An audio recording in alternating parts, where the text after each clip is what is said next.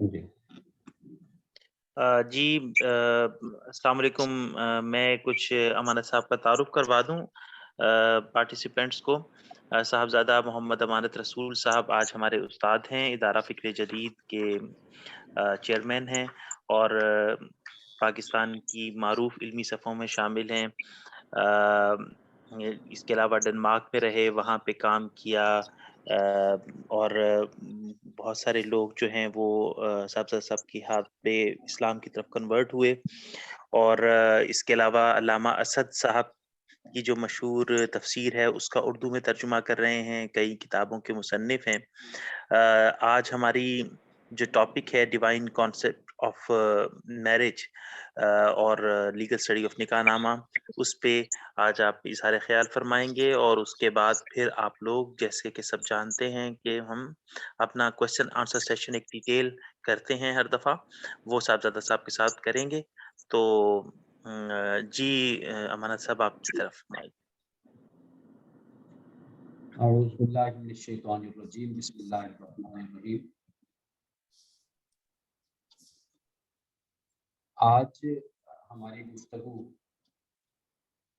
دو موضوعات کے حوالے سے ہے، یعنی آج کی ہماری گفتگو کے دو ٹاپک ہیں۔ سب سے پہلے تو میں آپ تمام حضرات کو ویلکم کہتا ہوں اور شکر گزار ہوں کہ آپ تشریف لائے اور ہماری اس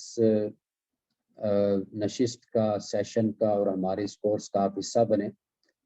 اس کی بڑی اہمیت ہے، اس کورس کی اور اس سیشن کی، اور آئندہ بھی جو سیشن ہوں گے وہ بھی بہت ہی اہم موضوعات پر انشاءاللہ ہوں گے۔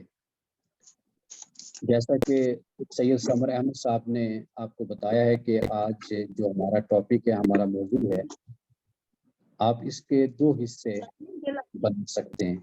ایک تو یہ ہے کہ concept of divine concept of marriage, ایک تو یہ حصہ ہے۔ دوسرا جو ہے وہ نکاح نامے پر ہے۔ پہلا جو ٹاپک ہے یا پہلا جو حصہ ہے میری گفتگو کا، وہ اتنا اہم اس لیے نہیں ہے کہ اس کی اہمیت کو آپ سب جانتے ہیں۔ ہمارا تعلق کسی بھی مذہب سے ہو یا کسی بھی عقیدے سے ہو، تو ہمیں معلوم ہے کہ میرج کی، نکاح کی کیا اہمیت ہے، ٹھیک ہے نا جی؟ تو یہ ہر، یعنی کسی بھی مذہب سے اس کا تعلق ہے، وہ جانتا ہے کہ جو نکاح ہے، شادی ہے، اس کی اس کے مذہب میں کیا اہمیت اور اس کے بارے میں کیا فضیلت اور اس کے کیا مقاصد ہیں۔ وہ ڈیوائن ریلیجن آپ کہہ لیجئے یا ڈیوائن کانسیپٹ میں اس کو بڑی تفصیل کے ساتھ بیان کیا گیا۔ جی یہ اپنے مائک آپ بند کر لیں۔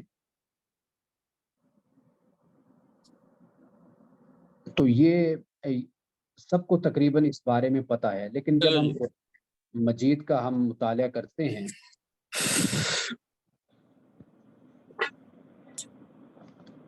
قرآن مجید کا ہم مطالعہ کرتے ہیں تو قرآن مجید ہمیں اس بارے میں یہ کائنڈلی یہ جو آدمی کے نام سے ہیں یہ اپنا مائک آف کریں، میں اپنے نے مائک آف رکھیں پلیز، یہ پرابلم ہوتی ہے۔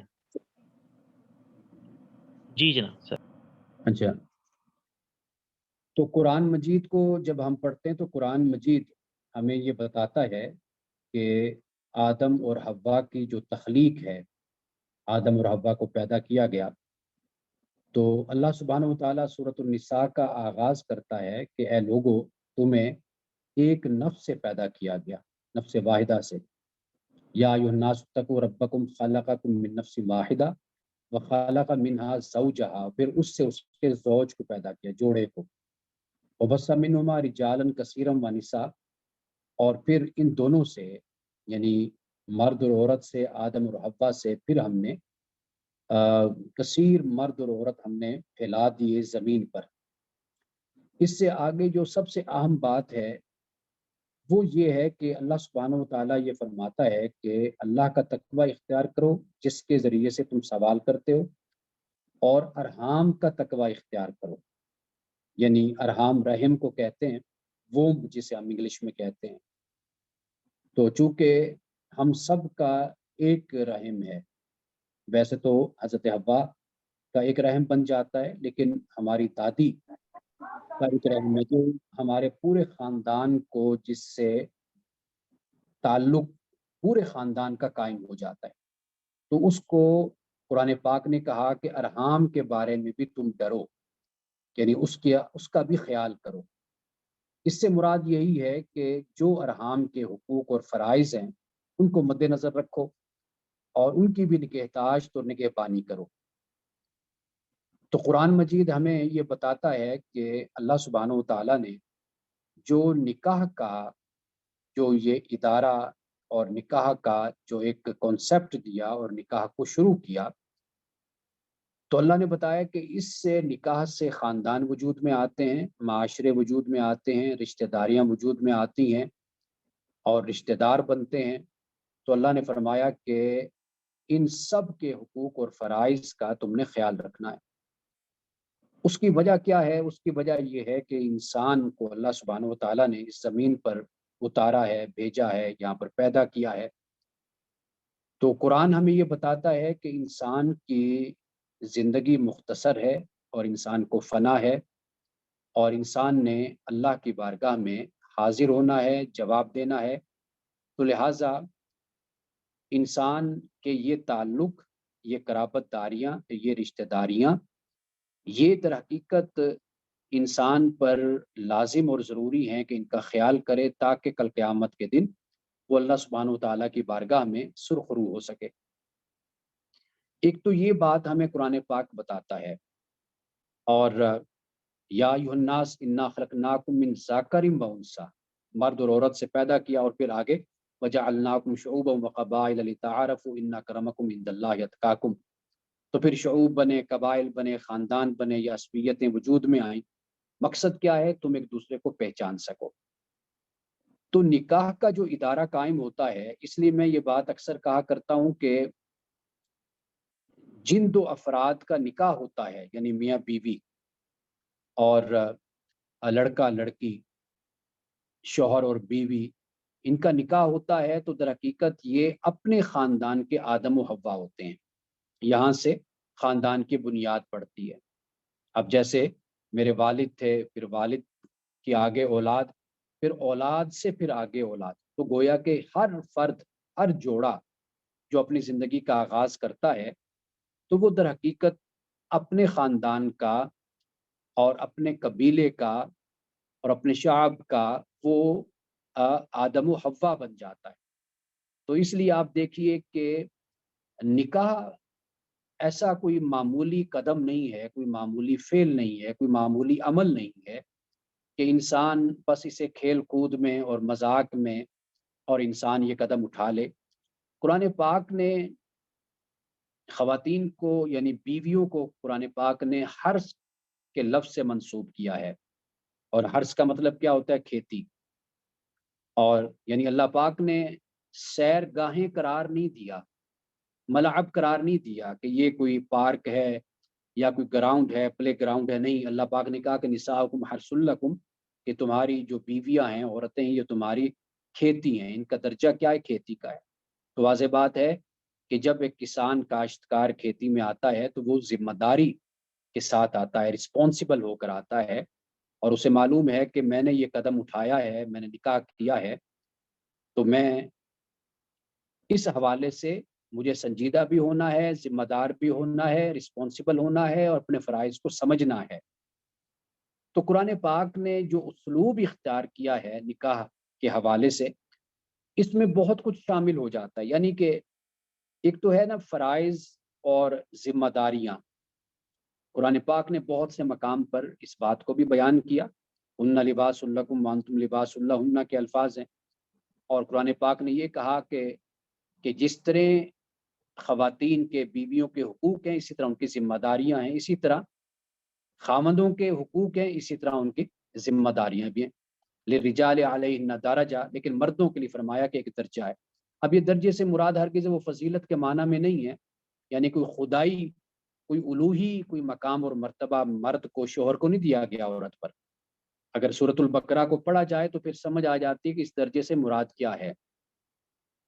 اس درجے سے مراد یہی ہے کہ اللہ سبحانہ و تعالیٰ نے مرد کو کفیل بنایا ہے، قوام بنایا، معاشی کفالت کا ذمہ دار بنایا۔ یہ ایک زیادہ بڑی ذمہ داری اللہ تعالیٰ نے مرد پر ڈالی ہے، اور اس ذمہ داری کو مرد کو سمجھنا چاہیے اور اس ذمہ داری کو بہتر طریقے سے ادا کرنا چاہیے۔ یہ کوئی وہ فضیلت نہیں ہے، کوئی درجہ اور مرتبہ نہیں ہے کہ جس کی بنیاد پر کوئی مرد بغیر عمل کے، بغیر علم کے اور بغیر کردار اور اخلاق کے کسی بڑے درجے پر فائز ہو جاتا ہے۔ معیار وہی ہے جسے قرآن پاک نے ان اکرمکم عند اللہ اتقاکم فرمایا۔ میں جس پہلو کی طرف اپنی بات کو لے کر جا رہا ہوں اور لے کر جانا چاہتا ہوں، اور میں چاہوں گا کہ پہلے حصے کا اختتام ہم اس پر کریں اور پھر اس کے بعد ہم نکاح نامے کی طرف آئیں، وہ یہ ہے کہ میاں بیوی کا تعلق قرآن پاک نے جس خوبصورتی کے ساتھ اور خوش اسلوبی کے ساتھ اور حسن کے ساتھ جس طرح اللہ پاک نے بیان کیا ہے، وہ بہت اہم ہے۔ یعنی جب ہم ذمہ داریوں کی بات کریں گے تو ذمہ داریوں کی وجہ سے اور فرائض کی وجہ سے شاید کوئی خشکی یا ڈرائینس پیدا ہو جائے کہ میاں بیوی کا تعلق ہے، تو نہیں، لیکن قرآن پاک نے جو الفاظ اس کے لیے استعمال کیے ہیں وہ الفاظ بہت ہی مزیدار الفاظ ہیں۔ یعنی مثال کے طور پر آپ یہ دیکھیے کہ قرآن پاک کہتے لہن لباس لکم وانتم لباس لہن، کہ تم ان کے لیے لباس ہو، وہ تمہارے لیے لباس ہیں۔ یعنی عورت، بیوی مرد کا لباس ہے شوہر کا، اور شوہر لباس ہے بیوی کا، تو یہ ایک دوسرے کا لباس ہے۔ اب لباس کے مفسرین کرام نے 3 فائدے بیان کیے ہیں۔ اگر آپ پیر کرم شاہ صاحب کی ضیاء القرآن ہے وہ اٹھا کر دیکھ لیں آپ، تو انہوں نے بڑے سہل انداز میں اس بات کو بیان کیا ہے کہ ایک تو فائدہ یہ ہوتا ہے کہ لباس انسان کو خوبصورتی دیتا ہے۔ میاں بیوی کا تعلق انسان کے لیے خوبصورتی کا باعث بنتا ہے۔ یعنی خوبصورتی کیا ہے؟ وہ یہ ہے کہ نفسیاتی اور جسمانی ضرورت جب انسان کی یا جنسی یا فطری ضرورت جب پوری ہو جاتی ہے تو یہ ضرورت بھی انسان کی شخصیت کو پورا ہونے کے بعد، یعنی جب انسان ایک تسکین میں اور سکون اور اطمینان میں آتا ہے، تو یہ بھی انسان کی شخصیت میں خوبصورتی اور بیوٹی اور نکھار کا باعث، انسان کی شخصیت میں ایک ٹھہراؤ پیدا ہو جاتا ہے کہ جب انسان اس عمل سے گزرتا ہے، یعنی ایک فطری انسان کی ضرورت ہے۔ تو قرآن پاک نے کہا کہ لہن لباس لکم وانتم لباس لہن، کہ ان کے لیے، عورتوں کے لیے ان کے شوہر لباس بن جاتے ہیں اور شوہروں کے لیے ان کی بیویاں لباس بن جاتی۔ یعنی ایک یہ بڑی خوبصورت بات ہے کہ لباس، پیر کرم شاہ صاحب نے لکھا کہ لباس ایک تو انسان کو خوبصورتی دیتا ہے۔ آپ جتنا اچھا لباس، آج کا زمانہ تو آپ کو معلوم ہے کہ گلیمر کا دور ہے، اور ہر شعبے میں اس وقت بہت کام ہو رہا ہے۔ یعنی پوری ایک انڈسٹری وجود میں آ گئی، جیسے لباس کی انڈسٹری ہے اور دیگر اس طرح کی انڈسٹریز وجود میں آ گئی۔ تو آج آپ دیکھیے کہ لباس جب انسان پہنتا ہے، اس کی ساخت اچھی ہونی چاہیے، کپڑا اچھا ہو، اس کی کٹنگ اچھی ہو، اس کی سلائی اچھی ہو، تو انسان کی شخصیت نکھر جاتی ہے۔ تو یہ بات قرآن پاک نے کہا کہ یہ میاں بیوی ایک دوسرے کے لیے لباس ہیں، تو وہ ایک دوسرے کو خوبصورت بنا دیتے ہیں۔ یہ تعلق ایسا ہے، ایک بات۔ اور اس کا پہلو کیا ہے وہ میں نے آپ کو بتا دیا کہ وہ انسان کی فطری ضرورت ہے، انسان کی جبلی ایک ارج ہے، بھوک ہے، وہ انسان کی ایک دوسرے سے پوری ہوتی ہے۔ اور دوسری بات جو لباس کے حوالے سے ہے وہ یہ ہے کہ لباس آپ کو گرمی سردی کے لحاظ سے انسان کو بچاتا ہے۔ سردی ہے تو آپ، آج کل سردی ہیں تو آپ دیکھیے کہ میں جرسی پہن کر اور کھدر پہن کر میں بیٹھا ہوں، اور اسی طریقے سے جب گرمی کا موسم آئے گا آپ دیکھیے کہ پھر ہم پتلا لباس استعمال کرتے ہیں۔ تو آپ یوں کہہ لیجئے کہ میاں بیوی ایک دوسرے کا لباس اس معنی میں ہے کہ وہ ایک دوسرے کو مشکلات سے، مصائب سے اور تنگی سے، پریشانی سے ایک دوسرے کو بچاتے ہیں۔ یہ دوسرا پہلو ہو گیا۔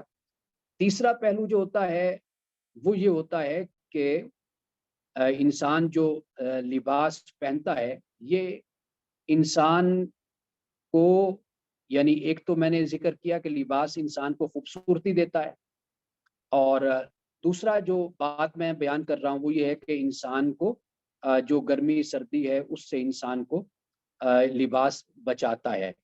اور تیسری جو وجہ بیان کرتے ہیں لباس کی وہ یہ ہوتی ہے کہ انسان کے وجود کو ڈھانپ دیتا ہے، یعنی انسان کے لیے کہ عیبوں پر پردہ ڈالتا ہے لباس، یعنی انسان کے ستر کو، شرمگاہ کو، اور انسان کے جسم کے وہ حصے جو انسان کسی کے سامنے نہیں دکھانا چاہتا یا پسند نہیں کرتا، یا اس میں ایک جبلی اور ایک فطری حیا اس کے اندر موجود ہے، تو وہ لباس اس کے لیے اس کا بھی باعث بنتا ہے۔ اب اس میں بڑی حکمت ہے کہ عورت کو ہرگز، یعنی بیوی کو ہرگز اپنے شوہر کی ذاتی باتیں اور خاندانی باتیں اور اندرونی اور گھریلو باتیں باہر جا کر ذکر نہیں کرنی چاہیے، کیونکہ عورت مرد کے لیے لباس ہے، اور اسی طرح جو مرد ہے وہ لباس بن جاتا ہے عورت کے لیے۔ اب وہ جو عورت کے لباس بن رہا ہے مطلب یہ ہے کہ وہ اپنے گھر کی باتیں، اپنی بیوی کی باتیں اور اپنے بیڈ روم کی باتیں، خوابگاہ کی باتیں وہ دوسروں سے بیان نہ کرے، یہ ایک دوسرے کے لیے پردہ بن جاتے ہیں۔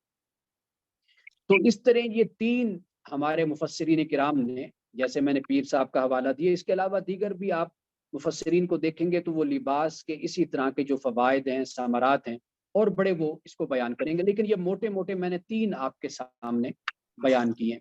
تو قرآن پاک نے کتنی خوبصورت تمثیل سے آپ کہہ لیجئے اور مثال سے اللہ سبحانہ و تعالیٰ نے ہمیں اس تعلق کے بارے میں ہمیں سمجھا دیا اور ہمیں بتا دیا ہے۔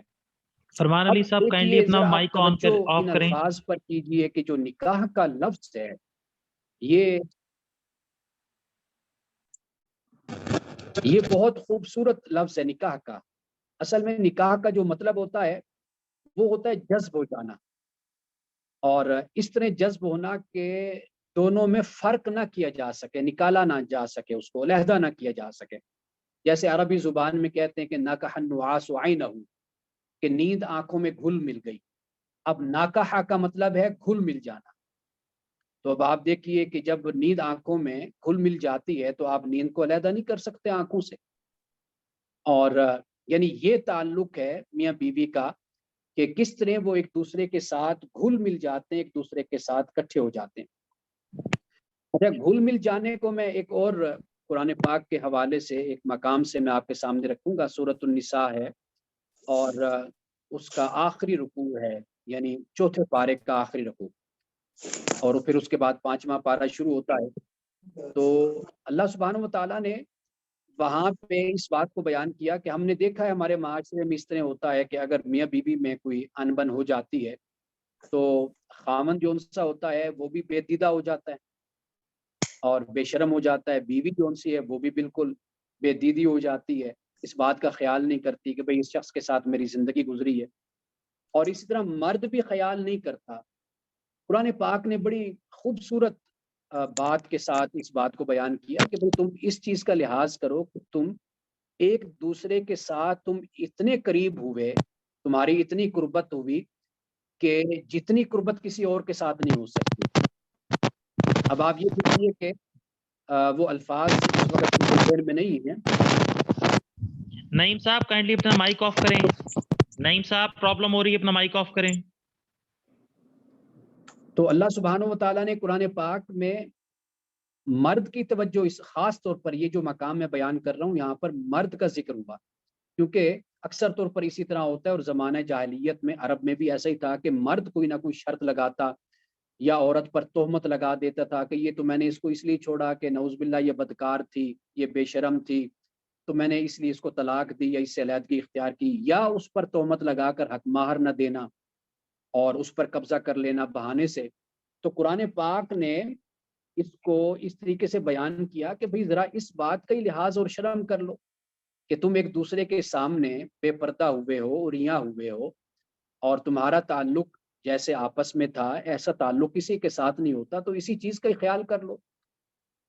تو یہ گویا کہ قرآن پاک جو انداز اختیار کرتا ہے وہ یہی ہے، یعنی وہ جو میں آپ کے سامنے یہ بات کر رہا تھا کہ نَكَحَ النُّعَاسُ عَيْنَهُ، کہ نیند آنکھوں میں گھل مل گئی، تو اب نیند کو آپ آنکھوں سے جدا نہیں کر سکتے، آنکھوں کو نیند سے نہیں جدا کر سکتے، اب اس طرح یہ گھل مل گئے۔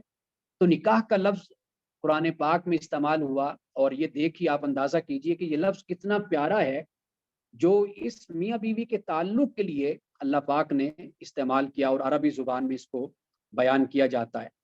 اور اسی طرح آپ دیکھ لیجئے کہ زوج کا لفظ استعمال کیا جاتا ہے، چونکہ ہم بات کر رہے ہیں کہ ڈیوائن کانسیپٹ کی، اب یہ الہامی کتاب ہے قرآن مجید، اب آپ دیکھیے کہ اس میں کتنے خوبصورت استعاروں کے ساتھ اور تماثیل کے ساتھ اللہ تعالیٰ نے میاں بیوی کے اس تعلق کو بیان کیا ہے۔ اب زوج کا لفظ ہم استعمال کرتے ہیں، اگرچہ ہمارے ہاں وہ حوروں کے حوالے سے بھی بڑی باتیں ہوتی ہیں، اور وہاں پر جبکہ قرآن پاک کا جو اسلوب ہے وہ بالکل اس معنی میں نہیں ہے۔ امام راغب اصفہانی نے بھی لکھا ہے کہ جو تزویج کا ذکر ہوا قرآن پاک میں حوروں کے حوالے سے، تو وہاں پر تزویج میں مناکحت مراد نہیں ہے، یعنی نکاح مراد نہیں ہے وہاں پر۔ زوجناہم بحور عین، قرآن پاک نے یہ نہیں کہا کہ زوجناہم حورا عینا، کہ ان سے ہم تمہارا نکاح کر دیں گے۔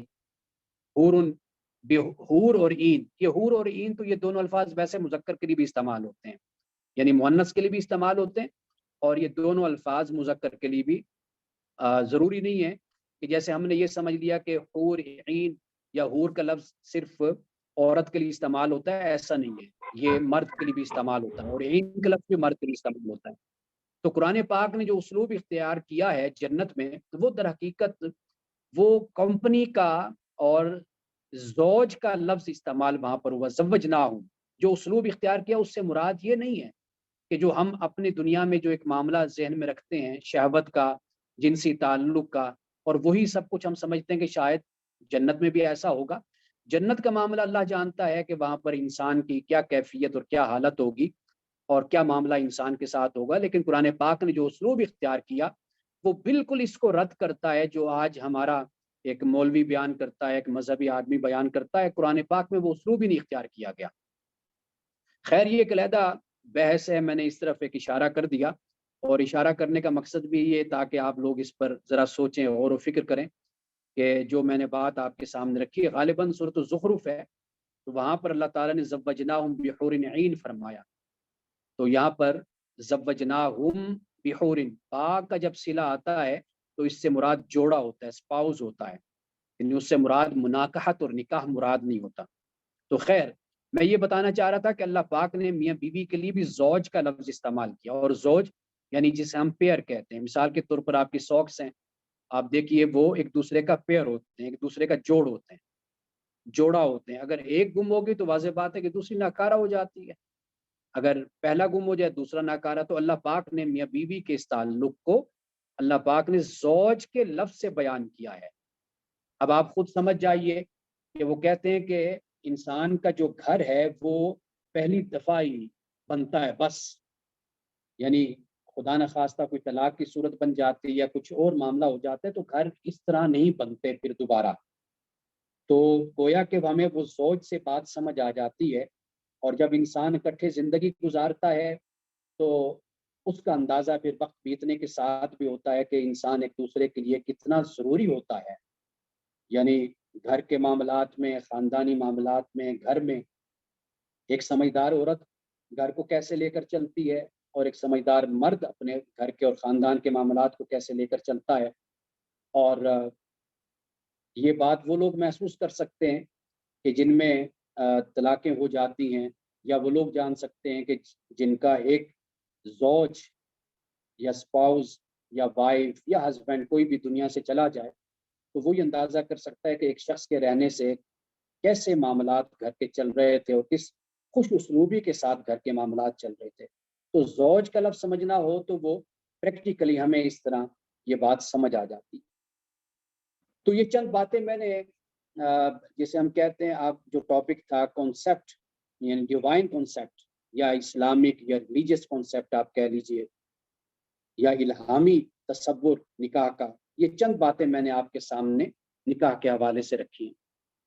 اب کچھ وقت ہم نکاح نامے پہ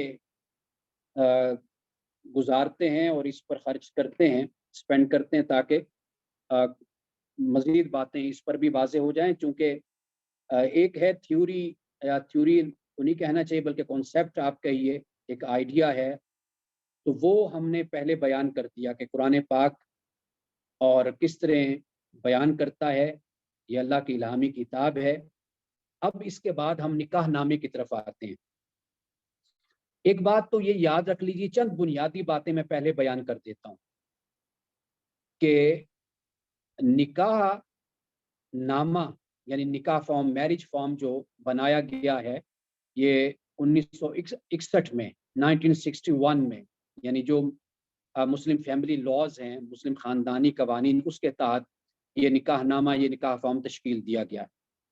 اس کا مقصد صرف ایک ہے، اور وہ مقصد ہے کہ اختلافات اور جو پیچیدگیاں نکاح کے بعد پیدا ہوتی ہیں ان کو پیدا نہ ہونے دیا جائے اور ان کا ریشو کم کر دیا جائے، یعنی اختلافات، ڈفرینسز میاں بیوی کے دوران یا خاندان میں پیدا ہوتے ہیں تو ان کو کنٹرول کیسے کیا جائے، ان کو کم سے کم کیسے کیا جائے۔ نکاح فارم کا در حقیقت یہ مقصد ہے، اس کے پیچھے کوئی یعنی امریکہ کی سازش نہیں ہے اور نہ اس کے پیچھے کوئی یورپ کی سازش ہے، یہ ذہن میں رکھ لیجئے، اور نہ کوئی اس پر کوئی اسلام کی خلاف ورزی اور اسلامی احکام کی خلاف ورزی اس پر فتویٰ عائد ہوتا ہے۔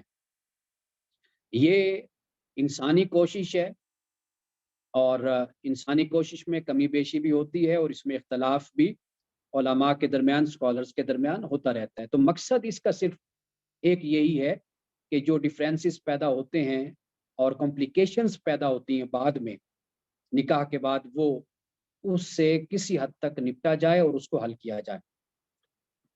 اور یہ بات میں ہمیشہ لڑکا اور لڑکی جب بھی مجھے موقع ملتا ہے، کوئی دوست کہتا ہے کہ جی ہماری بیٹی کا یا بیٹے کا آپ نکاح پڑھائیں، تو میں ہمیشہ ان کو یہ نصیحت کرتا ہوں کہ نکاح پڑھانے سے پہلے آپ یہ نکاح فارم اپنے بیٹے کو اور اپنی بیٹی کو آپ پہنچائیں، وہ اس نکاح نامے کو پڑھیں اور اس کا اچھی طریقے سے مطالعہ کریں، اور پڑھنے کے بعد کہیں پر کوئی اختلاف ہے اور کوئی اپنی رائے دینا چاہتے ہیں تو وہ اپنی رائے دیں۔ تو یہ میں ہمیشہ اس بات کی نصیحت کرتا ہوں، اور میرا طریقہ یہ بھی ہے کہ میں جب بچی کے پاس یعنی لڑکی کے پاس، میں ضرور دلہن کے پاس جاتا ہوں اور میں انہیں یہ بتاتا ہوں کہ یہ نکاح آپ کی اجازت پر موقوف ہے، آپ اجازت دیں گی، آپ کی طرف سے اجازت ہوگی تو یہ نکاح ہوگا، اگر آپ اجازت نہیں دیتی تو یہ نکاح نہیں ہوگا۔ یہ بھی بڑا ضروری ہوتا ہے، کیونکہ ہمارے ہاں یہ تصور کیا جاتا ہے نا کہ جی شاید اسلام میں اس چیز کا کوئی دباؤ ہے، یا پریشرائز اسلام کی طرف سے ہے کہ جی اسلام عورت کو اہمیت نہیں دیتا، اور خاص طور پر ہمارے آج کے جو نوجوان بچے بچیاں تو ان کے ذہنوں میں یہ سوالات ضرور ہوتے ہیں۔ تو میری کوشش یہ ہوتی ہے کہ میں بیٹی کے پاس پہلے جاؤں اور جا کر میں اجازت لوں، اجازت لے کر پھر اس کے بعد پھر قبول کے لیے میں لڑکے کے پاس میں جاتا ہوں۔ ایک بات تو یہ، ایک اور غلط فہمی ہمارے معاشرے میں یہ ہے کہ معاہدہ ہو، اگر کوئی ایگریمنٹ یا کانٹریکٹ، اس کا جو لکھنا پڑھنا ہوتا ہے وہ بے اعتمادی اور بد اعتمادی کی وجہ سے ہوتا ہے۔ ہم کہتے ہیں یار ہم دوست ہیں تو کیا ضرورت ہے لکھنے کی، حالانکہ یہ معاملہ کوئی بد اعتمادی اور بے اعتمادی کا نہیں ہے، اور نہیں نعوذ باللہ کوئی دشمنی کا معاملہ ہے، یہ زندگی کو آسان اور پرسکون بنانے کے لیے ہوتا ہے۔ یہ بات یاد رکھیے، قرآن پاک نے کہا وَلْيَكْتُبْ بَيْنَكُمْ كَاتِبٌ بِالْعَدْلِ، کہ جب بھی کوئی معاہدہ تم آپس میں کرو تو اس کو تم ضرور لکھا کرو۔ قرآن پاک نے اس کو کہا کہ لکھنے والا اس کو عدل کے ساتھ اس کو لکھے، اس معاہدے کو۔ تو اس لیے ایک یہ بھی غلط روایت اور ریت ہمارے معاشرے میں ہے کہ جی مثال کے طور پر دو دوست ہیں، اب ان کی ایک کا بیٹا ایک کی بیٹی ہے، تو کہتے ہیں کہ آپ یہ نکاح فارم ہے اس کو فل کریں، وہ کہتے ہیں ہم دوست ہیں، 35 سال 40 سال ہماری دوستی کو ہو گئے، یہ تو بڑی بری بات لگتی ہے بھائی جی ہم نکاح فارم فل کریں یا کوئی معاہدہ لکھیں، تو یہ ایسی بات نہیں ہے۔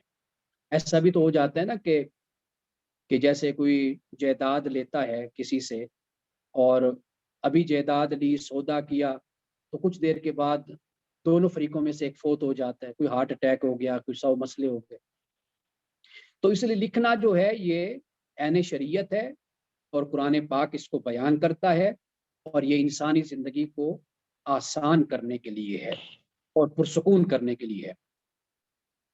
اچھا، پھر اس کے بعد یہ بات بھی یاد رکھیے کہ جو نکاح فارم ہے یہ بھی شریعت کے مطابق ہے، عین مطابق ہے۔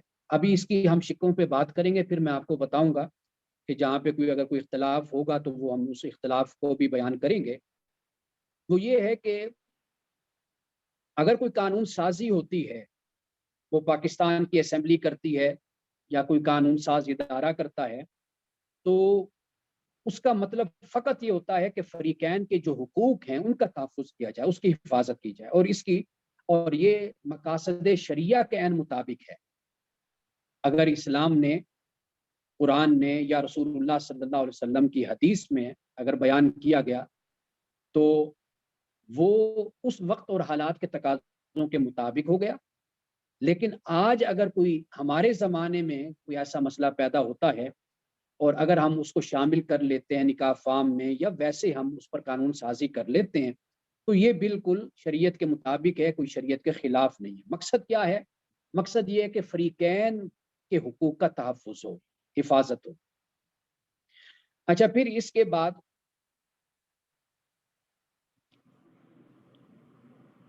نکاح فارم میں اگر کسی چیز کو اگنور کیا جاتا ہے اور کسی چیز کو چھوڑا جاتا ہے یا اس کو مس یوز کیا جاتا ہے یا ایکسپلوئٹ کیا جاتا ہے، تو اس سے بھی جو شریعت کا تقاضا ہے وہ ختم ہو جاتا ہے۔ اور آخری ایک دو باتیں، یعنی نکاح فارم کے حوالے سے جو بنیادی باتیں وہ بیان کرنے کے بعد پھر میں نکاح فارم کی طرف آؤں گا، اور وہ یہ ہے کہ نکاح کے لیے کسی مذہبی آدمی کی ضرورت نہیں ہے۔ یعنی جو شرعی نکاح جس کو ہم کہتے ہیں، مثال کے طور پر جیسے ہمارے بزرگوں کا ہوا، میرے والد صاحب کا نکاح ہوا یا میرے دادا کا ہوا، تو اس وقت ممکن ہے کہ میرے والد صاحب کے نکاح کے وقت کوئی چھوٹا سا کاغذ مجھے یاد پڑتا ہے کہ وہ والد صاحب کے پاس تھا، اس پر نکاح میں موجود کسی شخص نے وہ لکھ دیا تھا، حق مار وغیرہ نام جیسے آسانی کے ساتھ لکھ دیتے، لیکن ممکن ہے میرے دادا کے وقت یہ چیز بھی موجود نہ ہو یا اس سے پہلے بھی موجود نہ ہو۔ تو نکاح فارم بنایا گیا تو یہ اس مقصد کی خاطر بنایا گیا، اور اس میں یعنی کسی مذہبی کی اور کسی مولانا کی یا کسی کی یہ کوئی نکاح کے ارکان میں سے، نکاح کے شرائط میں سے کوئی شرط نہیں ہے، یہ کوئی بھی نکاح پڑھا سکتا ہے۔ اور آخری بات، یہ اپنی بہنوں کے لیے، بیٹیوں کے لیے اور اپنے بیٹوں کے لیے میں یہ بات بیان کر رہا ہوں، تو اس وقت ماشاءاللہ کافی بڑی تعداد مجھے سن رہی ہے، وہ یہ ہے کہ ہم اپنے جائیداد، دکان، ان کے کاغذات تو بڑی دلچسپی سے پڑھتے ہیں۔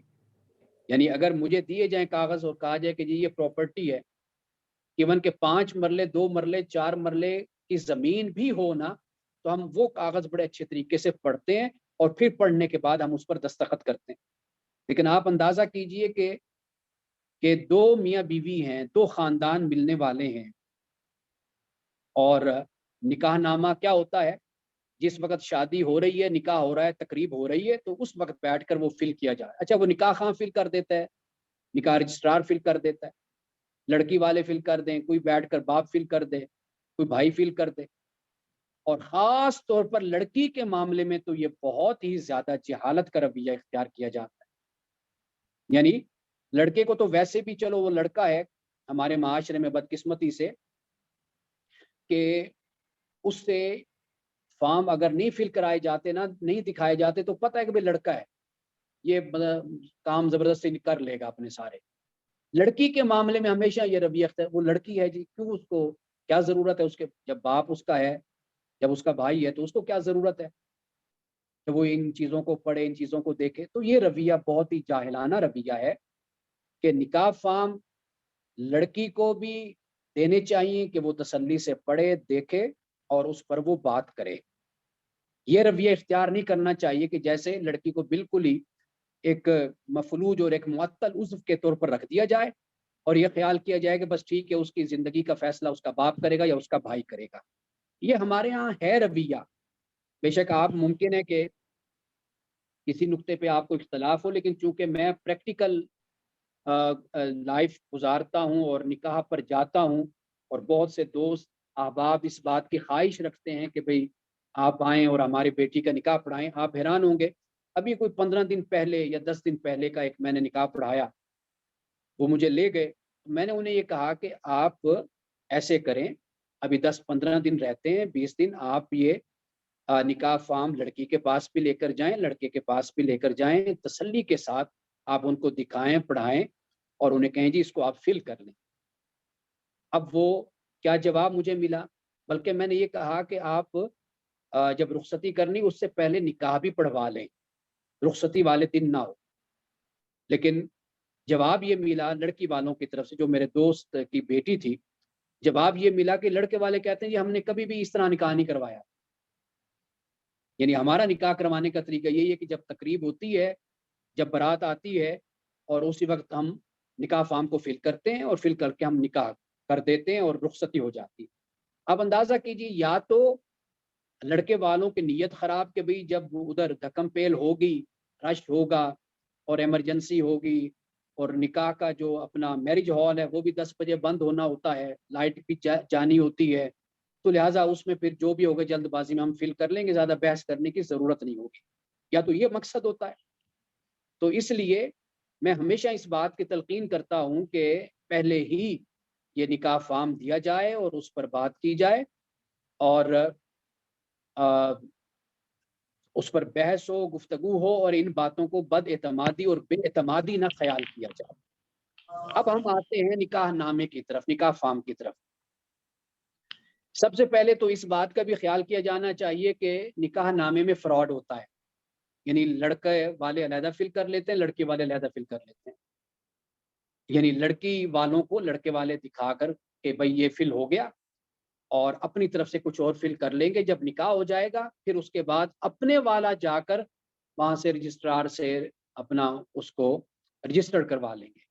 اب اس میں اپنی طرح کی شرائط وغیرہ جو بھی ہوگی کہ لڑکی والے اس طرح کریں گے، اپنی مرضی کی شرائط ڈال دی. جو لڑکی والوں کا نکاح فارم ہے وہ ان کو اس طرح تسلی دے دی، لڑکے والوں نے فراڈ کر لیا یا لڑکی والوں نے فراڈ کر لیا. ایک تو یہ فراڈ کا بھی ایک طریقہ ہے موجود، اور نکاح کے بعد چونکہ پھر نکاح فارم میں اپنی پسند کی شرائط ڈال دی، پھر اس کے بعد لڑکا جو سا ہوتا ہے یا لڑکی جو سی ہوتی ہے وہ باؤنڈ ہو جاتی ہے. تو یہ طریقہ بھی ایک ایکسپلائٹیشن میں آتا ہے. پھر یہ زندگی، نکاح کا جو اصل مقصد ہے شریعت کا اور دین کا، وہ فوت ہو جاتا ہے. اچھا، اس سے آگے دیکھیے کہ ہمارے ہاں یہ جو 25 سکے اس کی بنتی 25. اب 25 میں ایسا ہوتا تھا، آپ کو یاد ہوگا آپ کہ کئی سکوں پہ کراس کر دیا جاتا ہے. یہ بھی ہمارے ہاں ایک طریقہ تھا. لیکن 2015 سے اب نکاح خاں جو ہے وہ اس پر کراس نہیں کر سکتا، کچھ نہ کچھ اس پر لکھنا ہوتا ہے. یعنی اگر وہ کراس کرے گا تو اس کے لیے جو سزا ہے وہ 1 مہینے کی قید اور 25,000 جرمانہ. تو یا دونوں ہیں یا ایک ایک ہے، علیحدہ ہے. لیکن یہ آپ کو معلوم ہے لکھنے کی حد تک ہی ہے. اور بدقسمتی ہماری یہ ہے کہ قانون جب کسی کو ایکسپلائٹ کرنا ہوتا ہے پھر قانون حرکت میں آتا ہے. ویسے قانون پر اس طریقے سے ہمارے ہاں پابندی نہیں ہوتی جس طرح ایک مہذب معاشروں میں جس طرح قانون کی پابندی ہوتی ہے کہ سب اس قانون کی پیروی کریں. یہ کبھی کبھی قانون حرکت میں آتا ہے کہ جب کوئی نکاح خواہ ماڑا سا ہوگا، بیچارہ کمزور سا ہوگا، تو پھر قانون حرکت میں آ گیا، یا نکاح رجسٹرار. تو ایک تو یہ ہے کہ یہ 2015 سے یہ قانون بنا ہے. اچھا، اب اگر ہم تھوڑی سی دیکھیں 1 سے 12 تک جو سکے ہیں، ذرا جلدی سے ہم چلتے ہیں آگے، کیونکہ 1 سے 12 تک جو سکے ہیں یہ تو صرف ہیں دلہا دلہن کے کوائف وغیرہ کے بارے میں.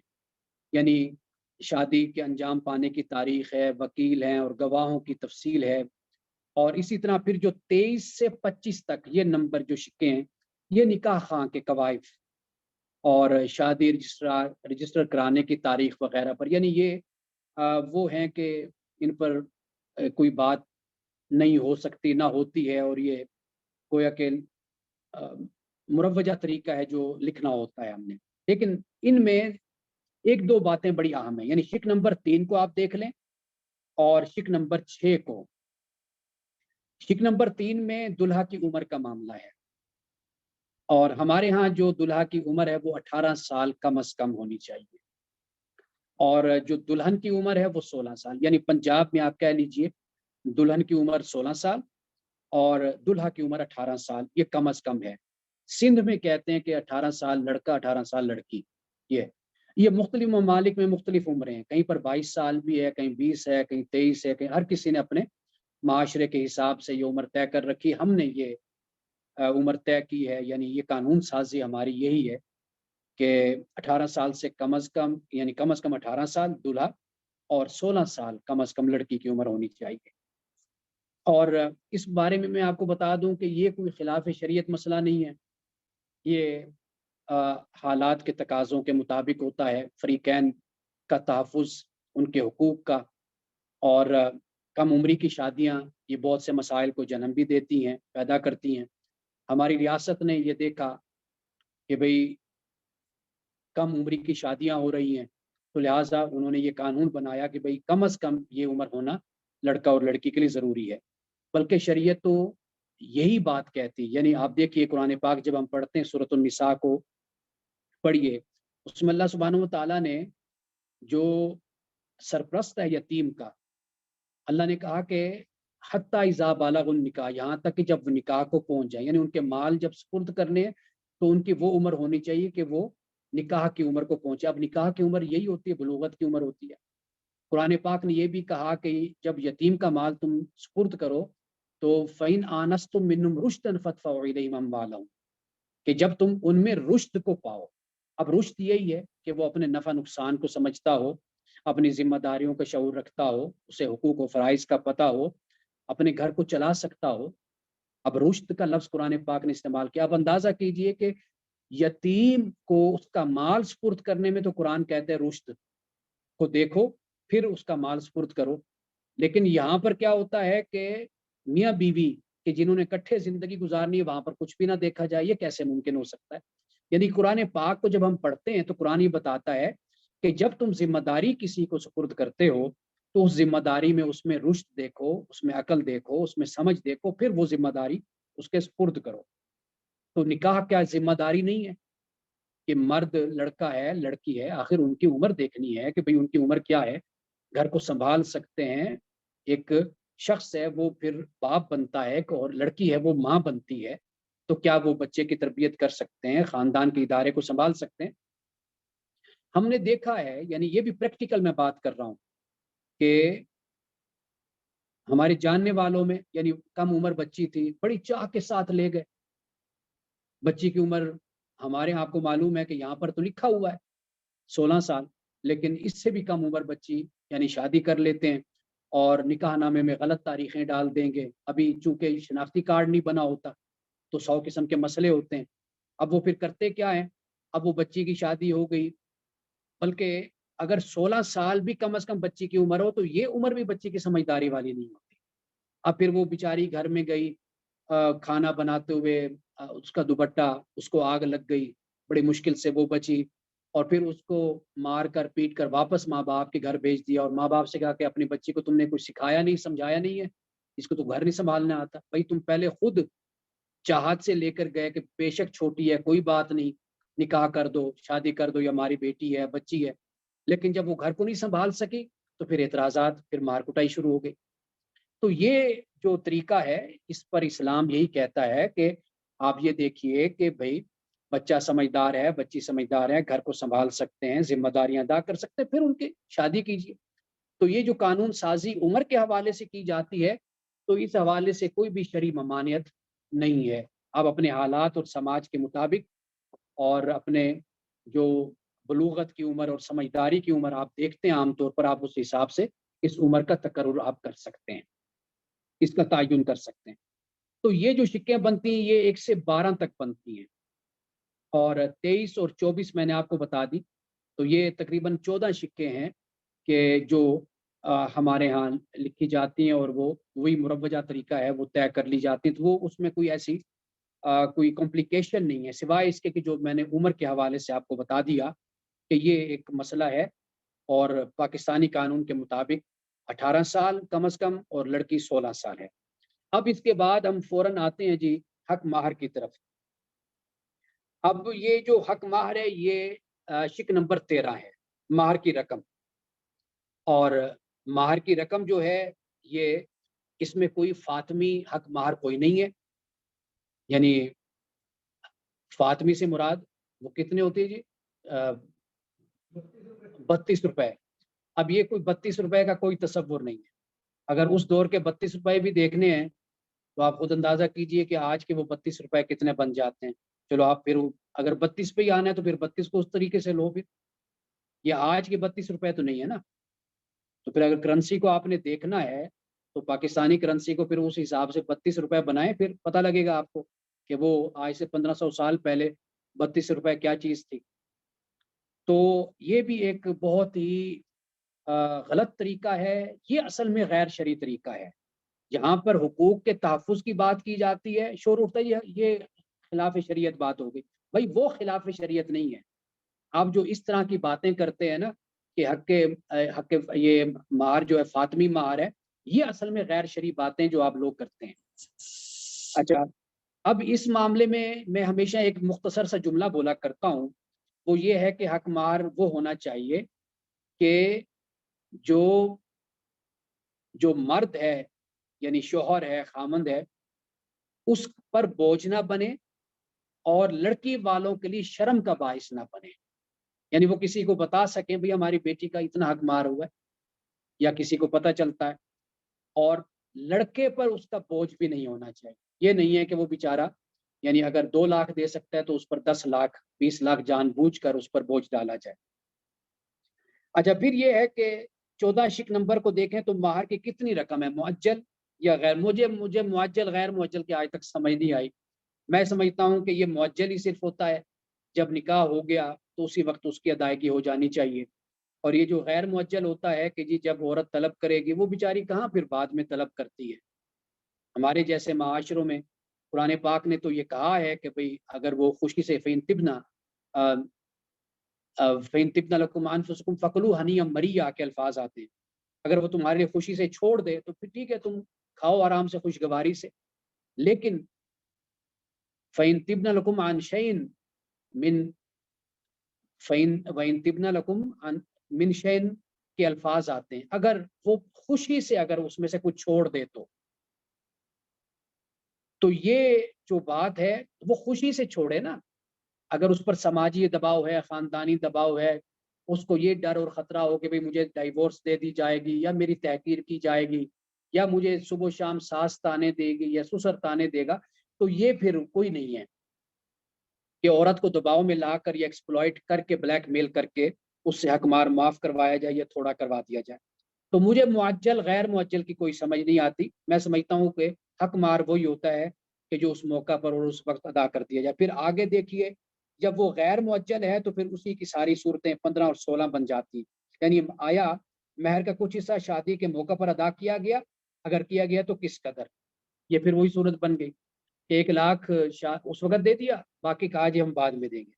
آیا پورے مہر یا اس کے کسی حصے کے عوض میں کوئی جائیداد دی گئی، اگر دی گئی تو اس جائیداد کی سراحت اور اس کی قیمت جو فریقین کے مابین طے پائی ہے وہ لکھی جائے گی۔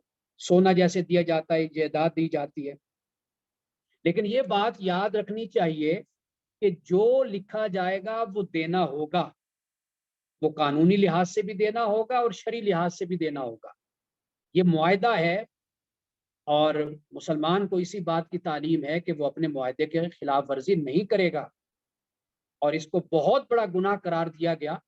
ایک شخص جیسے ہمارے ہاں ایک روایت ریت ہے کہ کہنے دینا ہے پلا لکھ چھڈو تسی 10 لاکھ لکھ دیو یا 1 کروڑ لکھ دیو، کہنے دینا ہے پلا، یہ جو الفاظ ہیں خدا خوفی ہونی چاہیے، بالکل دینے ہیں، جو آپ نے لکھا جو طے کیا وہ آپ نے ادا کرنا ہی کرنا ہے، ورنہ خدا کی بارگاہ میں دنیا سے تو چھوٹ ہو جائے گی، لیکن خدا کی بارگاہ میں اس کا جواب دینا ہوگا، اس کی سزا ہوگی۔ اب اس کے بعد 17 نمبر کو دیکھیے کہ اگر کوئی شرائط اگر کوئی رکھی جائیں تو اس کے بارے میں ہے کہ کوئی شرط آپ رکھنا چاہتے ہیں تو وہ آپ رکھ دیجئے لکھنے، یعنی مہر سے ہٹ کر کوئی لکھی جاتی ہے. تو جیسے مثال کے طور پر کہ بھئی اگر یہ دوسری شادی کرے گا تو پھر اس کو اتنا کچھ دینا پڑے گا، کرنا پڑے گا. یہ 17 نمبر ہے. اور 18واں نمبر جو ہے، آیا شوہر نے طلاق کا حق بیوی کو تفویض کر دیا، اگر کر دیا ہے تو کون سی شرائط کے تحت. اب اس کا معاملہ بھی بڑا عجیب سا ہے. یعنی یہ جو تفویض طلاق ہے، طلاق تفویض، جب عورت کو خلا کا حق دے دیا گیا کہ وہ جا کر خلا کا دائر کر سکتی ہے، پھر کہا جاتا ہے جی وہ جو خلا دائر کرے گی، عدالتوں کا نظام بڑا یہ ہے تو بڑا وہ ہے. وہ تو واقعی ہے، ایسا ہے، کوئی شک نہیں اس میں، جو ہمارے یہاں پروسیجر قانونی ہوتا ہے. لیکن بات یہ ہے کہ بیادی عقدۃ النکاح، قرآن پاک نے کہا کہ نکاح کی گرہ مرد کے ہاتھ میں ہے. عورت کو خلا کا راستہ دیا تو وہ بہتر طریقہ ہے کہ خلا عورت کے ہاتھ میں ہو. اور فقہ حنفی کے مطابق تو یعنی طلاق تفویض عورت کر سکتی ہے مرد کو، لیکن اس کے باوجود بھی مرد کا حق طلاق اپنی جگہ قائم رہتا ہے بنیادی طور پر. یعنی مرد اگر دینا چاہتا ہے، مثال کے طور پر عورت کو اس نے طلاق کا حق دے دیا، اگر وہ عورت کے دینے سے پہلے دے دے تو اس کی طلاق بھی واقع ہو جائے گی. یہ نہیں ہے کہ اگر اس نے عورت کو طلاق کا حق دے دیا تو اب اس کا طلاق کا حق ختم ہو گیا، وہ اپنی جگہ پر پھر بھی قائم رہے گا. لیکن فقہ جعفریہ میں تفویض طلاق نہیں ہے. ہمارے بڑے اچھے دوست ہیں، ممکن ہے آج وہ ہمارے اس میں شامل بھی ہوئے ہوں. مفتی امجد عباس صاحب اس وقت ایران میں ہیں، تو انہوں نے مجھے یہ سب کچھ بتایا کہ فقہ جعفریہ میں تفویض طلاق نہیں ہے، لیکن فقہ حنفی میں ہے. فقہ حنفی کے علماء نے، آپ فتاوی دیکھ لیجئے کہ وہ موجود ہیں، لیکن وہ بھی کچھ شرائط کے ساتھ کہ وہ یہ کہتے ہیں کہ بھئی مرد کے ساتھ کسی قسم کی کوئی زیادتی نہیں ہونی چاہیے. اس طرح نہیں ہونا چاہیے کہ بھئی پھر عورت مرد کو ایکسپلائٹ کرے یا غلط بلیک میل کرے اس کو. اور یہ بھی ہے کہ جس طرح یونین کونسل میں ثالثی کونسل جسے ہم کہتے ہیں، اس کے مطابق 1961 کا جو یہ ہے آئلی قوانین، اس کے مطابق مرد جس طرح نوٹس بھیجتا ہے عورت کو، یعنی کونسل میں جاتا ہے، پھر وہ بتاتا ہے، پھر اس کے بعد وہ نوٹس کونسل بھیجتی ہے، اسی طرح عورت کی طرف سے بھی نوٹس آئے گا مرد کو، جس طرح مرد کی طرف سے نوٹس جاتا ہے. اچھا، مجھے اس کی بھی نہیں سمجھ آتی کہ یہ 3 نوٹس کیوں جاتے ہیں، حالانکہ طلاق تو ایک نوٹس سے بھی ہو جاتی ہے. اب جب عدت گزر جائے گی عورت کی تو واضح بات ہے طلاق واقع ہو گئی. جب طلاق واقع ہوئی، عورت بھی آزاد، مرد بھی آزاد. لیکن اس ایک نوٹس سے عدت گزارنے کے بعد اب اگر دونوں آپس میں جڑنا چاہتے ہیں، وہ آسانی کے ساتھ جڑ سکتے ہیں. یعنی ان کا نکاح آپس میں وہ دوبارہ ہو جائے گا، میاں بیوی ہو جائیں گے دوبارہ. عدت کے دوران رجوع کر لے گا تو رجوع کرنے کی صورت میں یعنی اپنا نکاح کی ضرورت نہیں رہے گی. میں وہ باتیں بیان کر رہا ہوں کہ جو اس نکاح فارم میں یا جو ہمارا طریقہ ہے اس میں یہ غلطیاں بھی، سکم بھی موجود ہیں. ایک طلاق بھی، ایک نوٹس بھی اگر چلا جائے گا کونسل کی طرف سے عورت کو یا مرد کو، یعنی اگر تفویض کر دیتا ہے تو پھر عورت کی طرف سے مرد کو جائے گا، ورنہ مرد کی طرف سے عورت کو جائے گا. اس ایک نوٹس سے بھی طلاق ہو جاتی ہے. اب عورت بھی آزاد، مرد بھی. لیکن اس میں آسانی کیا ہے؟ اس میں آسانی یہ ہے کہ پھر دوسری دفعہ اگر وہ یہ سوچتے ہیں کہ ہم نکاح کر لیں، دونوں میاں بیوی بن جائیں، تو پھر وہ رجوع کر سکتے ہیں. پھر نکاح کے ذریعے سے ہی معاملہ ان کا ٹھیک ہو جائے گا. لیکن جب آپ ہر مہینے یا دوسرے مہینے یا تیسرے مہینے نوٹس کے ساتھ آپ 3 نوٹس بھیج دیتے ہیں تو وہ گویا کہ 3 طلاقیں ہوگی، طلاق مغلظہ. بالکل معاملہ ختم ہو گیا. جب معاملہ ہی ختم ہو گیا، اب اس کے بعد پھر وہی معاملہ رہ جاتا ہے کہ عورت کا اگر اتفاقاً کسی جگہ پر اگر نکاح مثلاً ہوا، اتفاقاً وہاں سے طلاق ہو گئی یا وہاں اس کا شوہر دوسرا بھی مر گیا، پھر اس کے بعد وہ واپس اس کے پاس آ سکتی ہے. جیسے ہمارے ہاں بدقسمتی سے وہ حلالہ جس کو کہا جاتا ہے، یہ حلالے کا کوئی تصور اسلام کے اندر نہیں ہے. قرآن پاک کا طریقہ طلاق پڑھ کر آپ دیکھ لیجئے، جو ہمارے ہاں رائج ہے یہ بالکل خلاف شریعت ہے. آپ اندازہ کیجئے کہ جو خلاف شریعت کام ہے وہ ہمارے ہاں رائج ہے. جہاں پر عورت کے حقوق کی بات کی جائے یا مرد کی سائڈ کو سیو کیا جائے، وہاں پر خلاف شریعت کا فتویٰ لگا دیا جاتا ہے. حالانکہ خلاف شریعت کا یہاں پر فتویٰ ہونا چاہیے، اور یہ حرام ہے کام کہ اس طریقے سے عورت کسی اور کے نکاح میں جائے یا اس کو مرد خود طلاق دینے کے بعد پھر لے کر پھرتا ہے کہ بھئی اس کا کوئی اس سے نکاح کر لے، نعوذ باللہ حلالہ ہو، پھر یہ واپس میں یہ بالکل جب اللہ کے دین کو ہم نے چھوڑا تو یہ اس کے نتائج ہیں، یہ وہ وبال اور مصیبت ہے ہمارے گلے کہ جو اس صورت میں ہمارے گلے میں پڑی ہے۔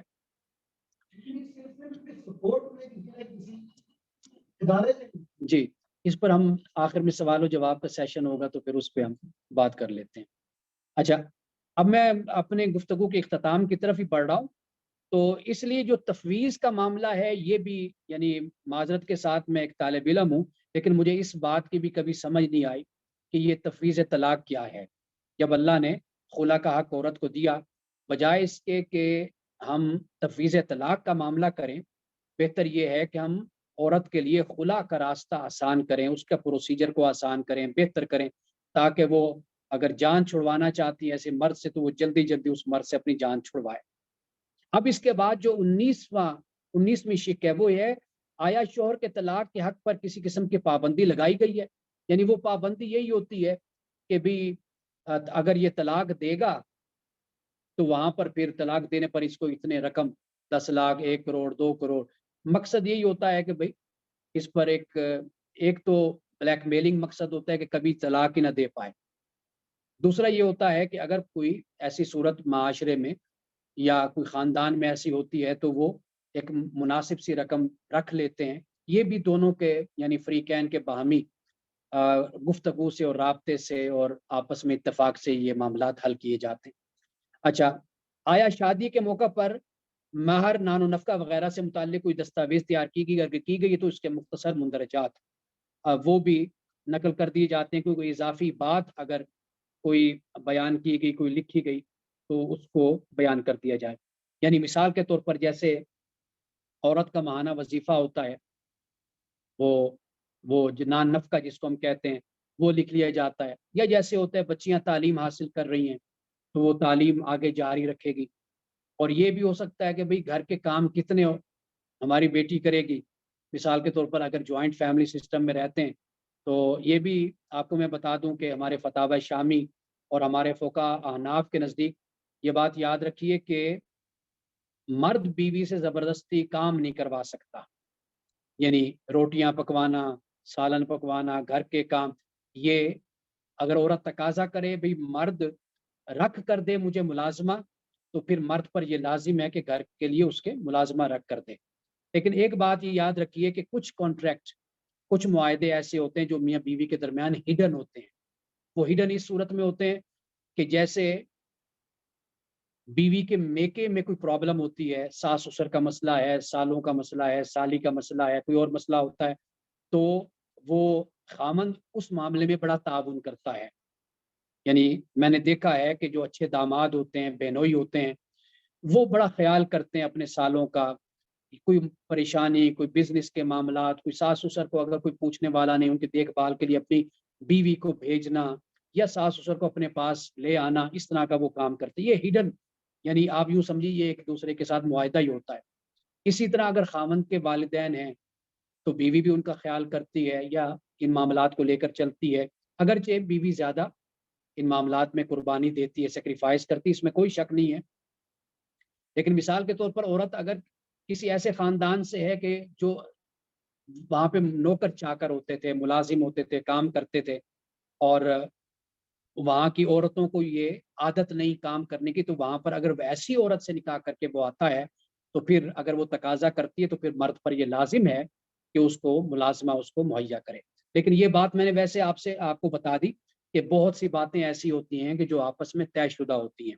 مرد بھی اگر نکاح فام کو اگر مد نظر رکھے گا تو پھر اس طرح زندگی گزرتی نہیں۔ یہ نکاح فام ہے عدل، زندگی گزرتی ہے انسان کے احسان کے ساتھ۔ احسان سے مراد کیا ہے؟ ایک دوسرے کے ساتھ آگے بڑھ کر سیکریفائس کرنا، ایک دوسرے کے ساتھ محبت کا اظہار کرنا، جہاں پہ لازم اور ضروری اور فرض بھی نہیں مجھ پر، میں وہاں پر بھی آگے بڑھ کر اپنا کردار ادا کرتا ہوں۔ اسی طرح میری بیوی بھی میرے خاندان کے لیے، رشتہ داروں کے لیے، والدین کے لیے آگے بڑھ کے اپنی خدمات پیش کرتی ہیں۔ اس سے میرا دل خوش ہوتا ہے، اور میں اگر ایسا کچھ کرتا ہوں تو میری بیوی کا دل خوش ہوتا ہے۔ اب یہ چیزیں نکاح نامے میں نہیں لکھی ہوئی، یہ موجود نہیں ہے۔ نکاح نامے میں جو موجود ہے اگر اس پر عمل ہو، یہ بھی بڑی بات ہے ہمارے معاشرے میں، سوسائٹی میں، کہ اس پر عمل ہو جائے. لیکن کچھ چیزیں ایسی ہیں کہ جو احسان اور محبت اور نیکی اور خیر سے اس کا تعلق ہو جاتا ہے، بھلائی سے. زندگی در حقیقت اسی سے گزرتی ہے. اپنا میں پڑھ رہا تھا مولانا امین احسن اصلاحی صاحب کو، یا غالباً مولانا مودودی صاحب کو، تو تدبر قرآن یا تفہیم القرآن، انہوں نے ان اللہ یامر بالعدل والاحسان جو سورۃ النحل کی آیت ہے جو ہمارے خطبوں میں پڑھی جاتی ہے، تو انہوں نے عدل اور احسان پہ جو تفسیر لکھی، جو روشنی ڈالی ہے، وہ پڑھنے والی. تو وہ بتاتے ہیں کہ عدل اپنی جگہ پر بہت بڑی قدر ہے، بہت بڑی ویلیو ہے، لیکن معاشرے جو ان سے ہیں وہ پھلتے پھولتے ہیں، ان میں جو خوبصورتی ہوتی ہے اور اس میں جو فریشنس ہوتی ہے معاشروں میں، وہ پیدا ہوتی ہے احسان کے ساتھ، کہ جب آپ ایک دوسرے کے ساتھ آگے بڑھ کر اپنا کردار ادا کرتے ہیں. تو اس لیے یہ میں نے ضمناً یہ بات بیان کر دی، کیونکہ یہ بات ہمارے ذہن میں رہنی چاہیے. اب اس کے بعد آگے چلتے ہیں. آیا دلہا کے یہاں کہ پہلے سے کوئی بیوی موجود اگر ہے تو آیا اس نے دوسری شادی کرنے کے لیے مسلم خاندانی قوانین کے آرڈیننس 1961 کے تحت چیئرمین ثالثی کونسل سے اجازت نامہ حاصل کر لیا ہے؟ اب یہ اجازت نامہ یعنی بیوی اگر لکھ کر بھی دے دے، لیکن پھر بھی اجازت نامہ وہاں سے ضروری ہے. اب اس شک پر بڑی لیدے ہوتی ہے، لیکن میں یہ سمجھتا ہوں کہ اگر یہ موجود ہے عورت کے حقوق کے تحفظ کے لیے، کیونکہ ہم نے دیکھا ہے کہ عورت کا معاملہ ایسا، بیوی پہلی بیوی سنبھلتی نہیں، پہلے بچوں کی پرورش نہیں ہوتی، ان کی ذمہ داریاں ادا نہیں کی جاتی، دوسری شادی کر لی جاتی ہے، اور پھر دوسری شادی کا جو طریقہ اختیار کیا جاتا ہے وہ بالکل ڈھکے چھپے طریقے سے کیا جاتا ہے.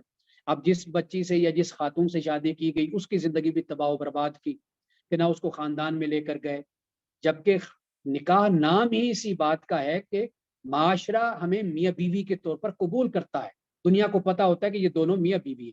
نکاح کا مقصد ہی فوت ہو جاتا ہے کہ جب ڈھکے چھپے طریقے سے نکاح کیے جاتے ہیں. اب اس کے بعد دیکھیے، اچھا یہ جو پہلی بیوی سے جیسے میں نے بیان کیا کہ یہاں پر یہ آگے آخر تک یہ اس کو لکھا گیا ہے کہ 61 نمبر جو شک ہے وہ یہ کہ آیا دلہا رنڈوا یا طلاق یافتہ.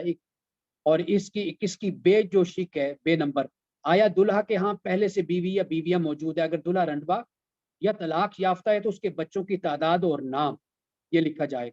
لیکن اگر ثالثی کی اجازت اور اسلامی نظریاتی کونسل کی سفارشات سے ہی یہ سب کچھ تیار ہوا اور یہ لکھا گیا، اور اس میں امینڈمنٹ اور تبدیلیاں بھی ان کی سفارشات کے ساتھ ہی ہوتی رہتی ہیں، تو اسلامی نظریاتی کونسل نے اس پر یہ طے کیا کہ جو کچھ ہے یہ ٹھیک ہے، یہ عورت کے تحفظ کے لیے اور اس کے حقوق کی حفاظت کے لیے کہ پہلی بیوی سے اجازت لی جائے.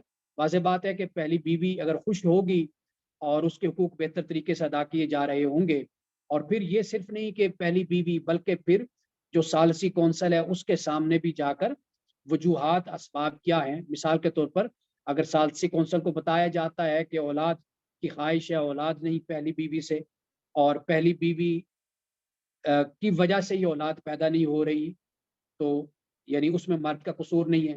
پہلی عورت کو چھت مل رہی ہے، گھر مل رہا ہے، ساری سہولت مل رہی ہے، وہ دوسری شادی کرنا چاہتے ہیں، یا اس کے علاوہ کوئی اور وجوہات بھی ہو سکتی ہیں. تو لیکن یہ کہ وہ ثالثی کونسل کے ساتھ طے ہوگا، بات ہوگی، اور وہ یہ تمام معاملات کو دیکھیں گے، پھر اس کے بعد وہ اجازت دیں گے کہ ہاں یہ شخص دوسری یا تیسری شادی جو بھی معاملہ ہے یہ کر سکتا ہے. تو یہ چند باتیں میں نے آپ کے سامنے رکھی ہیں، اور اس کے بعد جو 23, 24, 25 ہے وہ پھر نکاح خواہ کا نام، ولدیت، پتہ اور شادی کو درج کرنا، رجسٹرار کرنے کی تاریخ، فیس رجسٹریشن جو ادا وغیرہ یہ ہو گئی. پھر اس کے بعد آگے دلہا کے وکیل کے دستخط اور وغیرہ جو سارا کچھ ہے وہ پھر دلہن کے دستخط اور دلہا کے دستخط، یہ سارا کچھ ہے. اب ایک اور چیز کا اس میں اضافہ کیا گیا، وہ یہ حلف نامہ ہے کہ جو آپ اگر دیکھیں یہ 26ویں شک یہاں پر ڈالی گئی کہ میں مسلمان ہوں اور نبی حضرت محمد صلی اللہ علیہ وسلم کے آخری حتمی اور غیر مشروط خاتم النبیین ہونے پر ایمان رکھتی ہوں. یہ پھر یہ 3 لائنیں ہیں جو اب اس حلف نامے میں اس کا اضافہ کیا گیا ہے. تو یہاں پہ یہ نکاح نامہ مکمل ہوتا ہے. اگر اب آپ کی طرف سے کوئی سوال ہے تو پھر ہم اس پر بات کر لیتے ہیں. السلام علیکم سر، چودھری امار بات کر رہا ہوں میں ڈسٹرکٹ سیالکوٹ سے. پہلے تو سر آپ کا بہت شکریہ کہ آپ نے یہ بہت اچھا سیمینار کنڈکٹ کیا. سیکنڈ سر میرے 2 کویشچنز ہیں. ایک تو میرا سوال یہ ہے کہ آپ نے نکاح کی بات کی، سیدنا آدم علیہ السلام اور سیدنا حوا علیہ السلام اللہ علیہ کی بات کی، تو وہاں سے یہ نسل چلی. تو میرا پہلا سوال یہ ہے کہ جو ان کا نکاح ہوا تھا وہ کیا تھا، اس نکاح میں کون تھا، کلمات کیا تھے، نمبر 1. نمبر 2 میرا سر تعلق شعبہ وکالت سے ہے. تو ریسنٹلی عدالتوں کے اندر ایک بہت زیادہ چیز کو فیس کر رہے ہیں، وہ یہ ہے کہ اگر لڑکا باہر کے ملک کو جاب کر رہا ہے، اس نے اگر اپنی بیوی کو واٹس ایپ کال کے اوپر ڈائیورس دے دی کہ میں تمہیں طلاق دیتا ہوں طلاق دیتا ہوں طلاق دیتا ہوں، تو کیا وہ طلاق ہوگی کہ نہیں ہوگی؟ کیونکہ اس کا ایویڈنس کوئی نہیں ملتا، اور ہماری جو کورٹس ہیں وہ لا آف ایویڈنس کے اوپر چل پا رہی ہیں. تو یہ ایک پیچیدگی بھی آ رہی ہے، اس کے بارے میں آپ تھوڑا سا خیال فرما دیجیے. شکریہ سر. جی آپ پوچھتے ہیں. میرا ایک کوشچن اس میں یہ ہے کہ 1961 میں یہ شروع ہوا، جی اس سے پہلے کیا طریقہ کار ہوتا تھا؟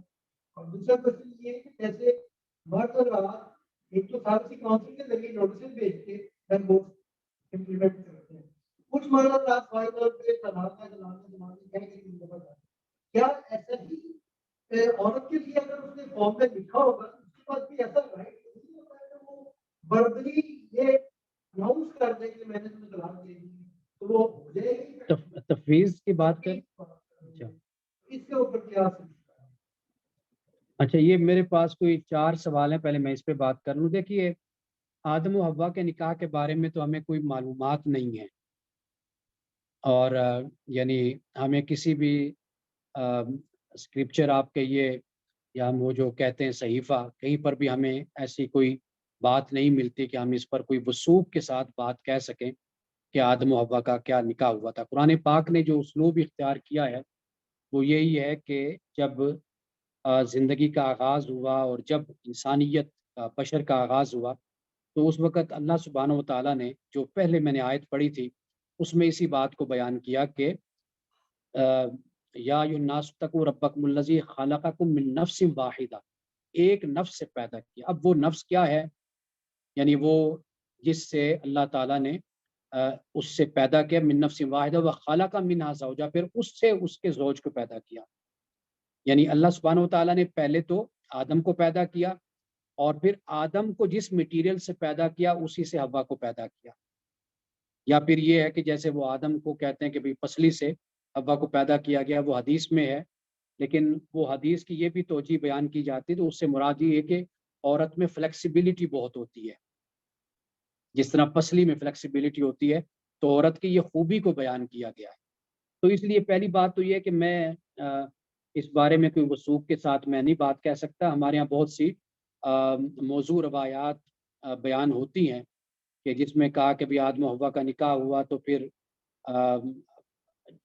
بہت سی، یعنی اب میں اس طرف نہیں جانا چاہتا، وہ فرقوں کے حوالے سے بھی باتیں بیان کی جاتی ہیں کہ فلاں اس موقع پر موجود تھا یا فلاں کو بطور گواہ کے بیان کیا گیا. وہ اس کی کوئی سند ہمارے پاس نہیں ہے ان باتوں کی.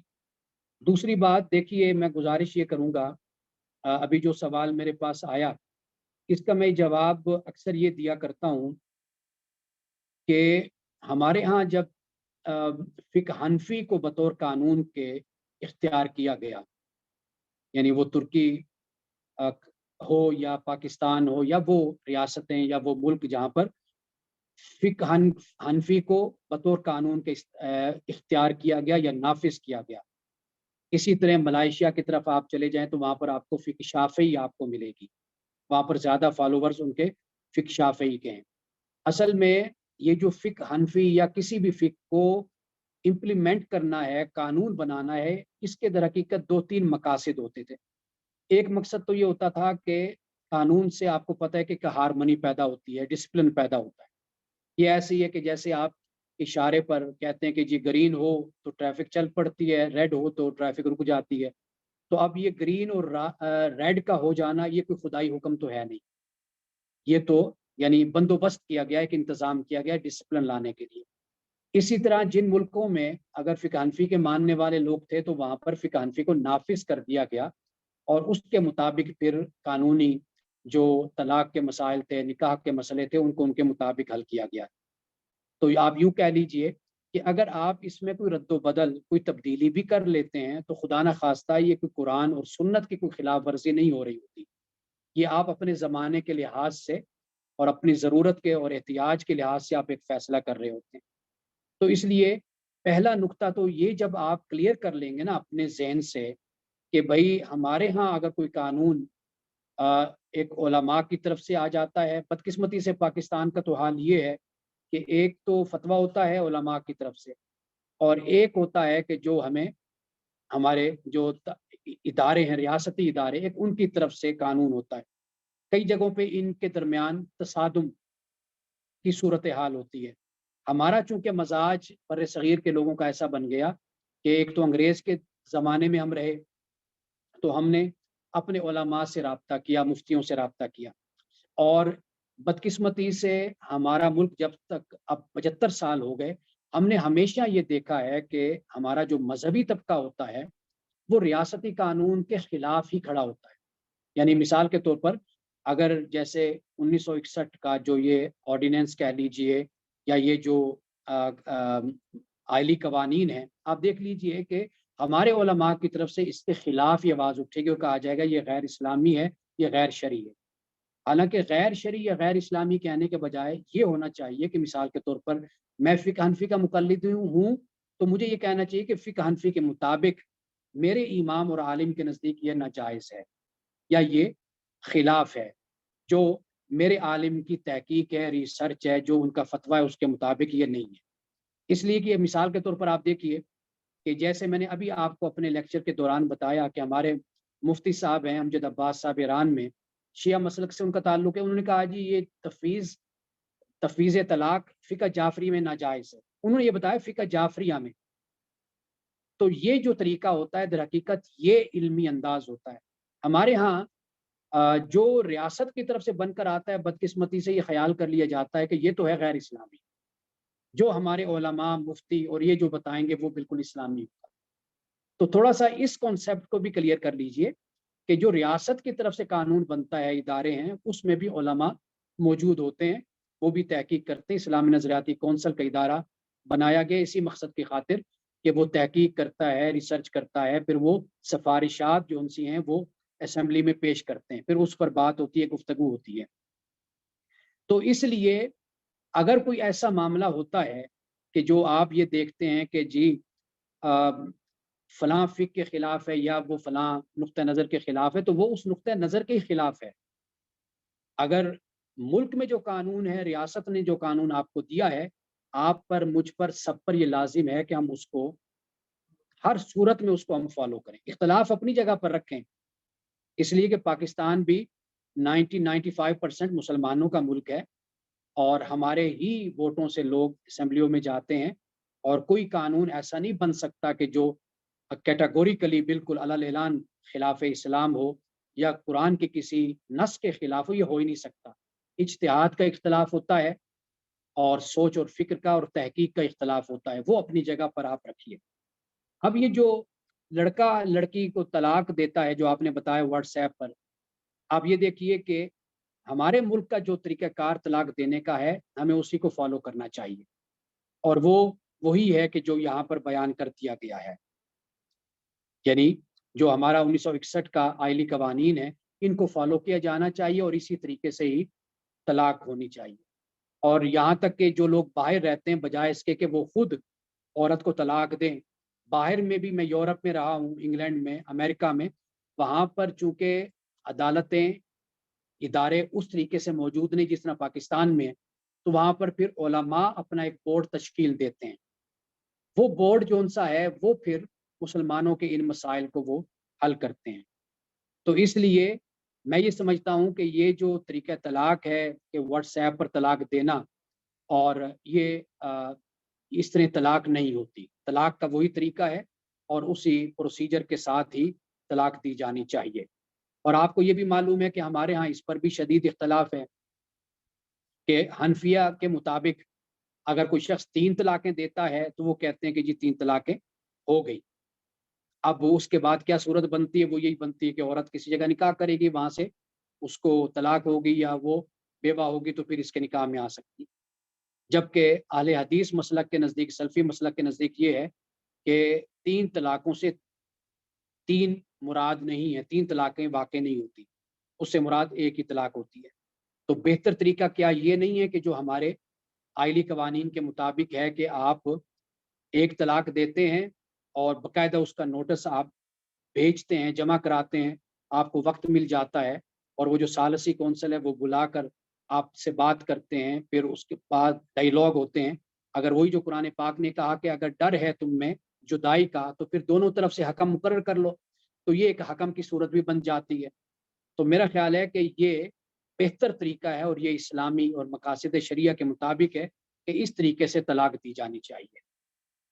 اور آپ کا جو سوال تھا کہ 1961 سے پہلے نکاح کا طریقہ، 1961 سے پہلے نکاح کا طریقہ میں نے لیکچر کے شروع میں بیان کیا تھا کہ چونکہ نکاح کے جو ارکان ہیں جس سے نکاح واقع ہوتا ہے وہ 2 گواہ ہوتے ہیں تو نکاح ہو جاتا ہے. دونوں میاں بیوی ایجاب و قبول کرتے ہیں، 2 گواہ ہوتے ہیں تو بنیادی طور پر نکاح ہو گیا. تو لہٰذا تو یہ تو بنیادی بات ہو گئی. تو اس لیے جو لکھنے پڑھنے کا ہے یہ بعد میں پھر اس کا رواج ہوا اور کاغذ پر لکھا گیا یا نکاح فارم باقاعدہ طور پہ بنا دیا گیا، تو یہ بات کا پھر طریقہ رائج ہوا. تو یہ بھی اچھا طریقہ ہے، اسلام کے خلاف نہیں ہے.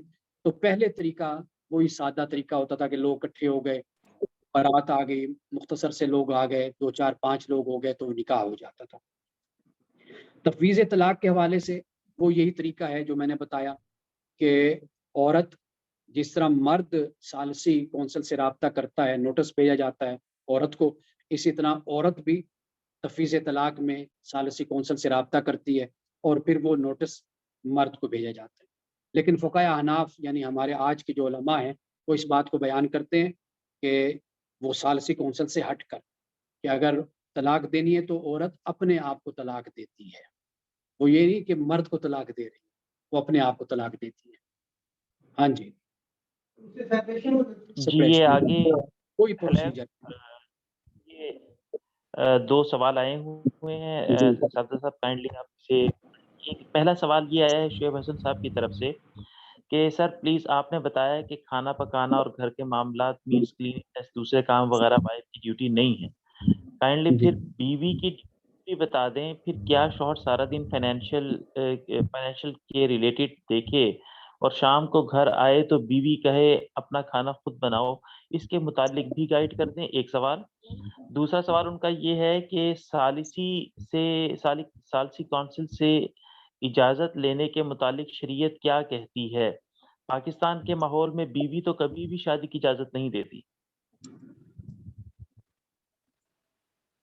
جی اور کوئی سوال ہو تو پارٹیسپینٹس کر سکتے ہیں، لکھ کے کر لیں، مائک آن کر کے کر لیں.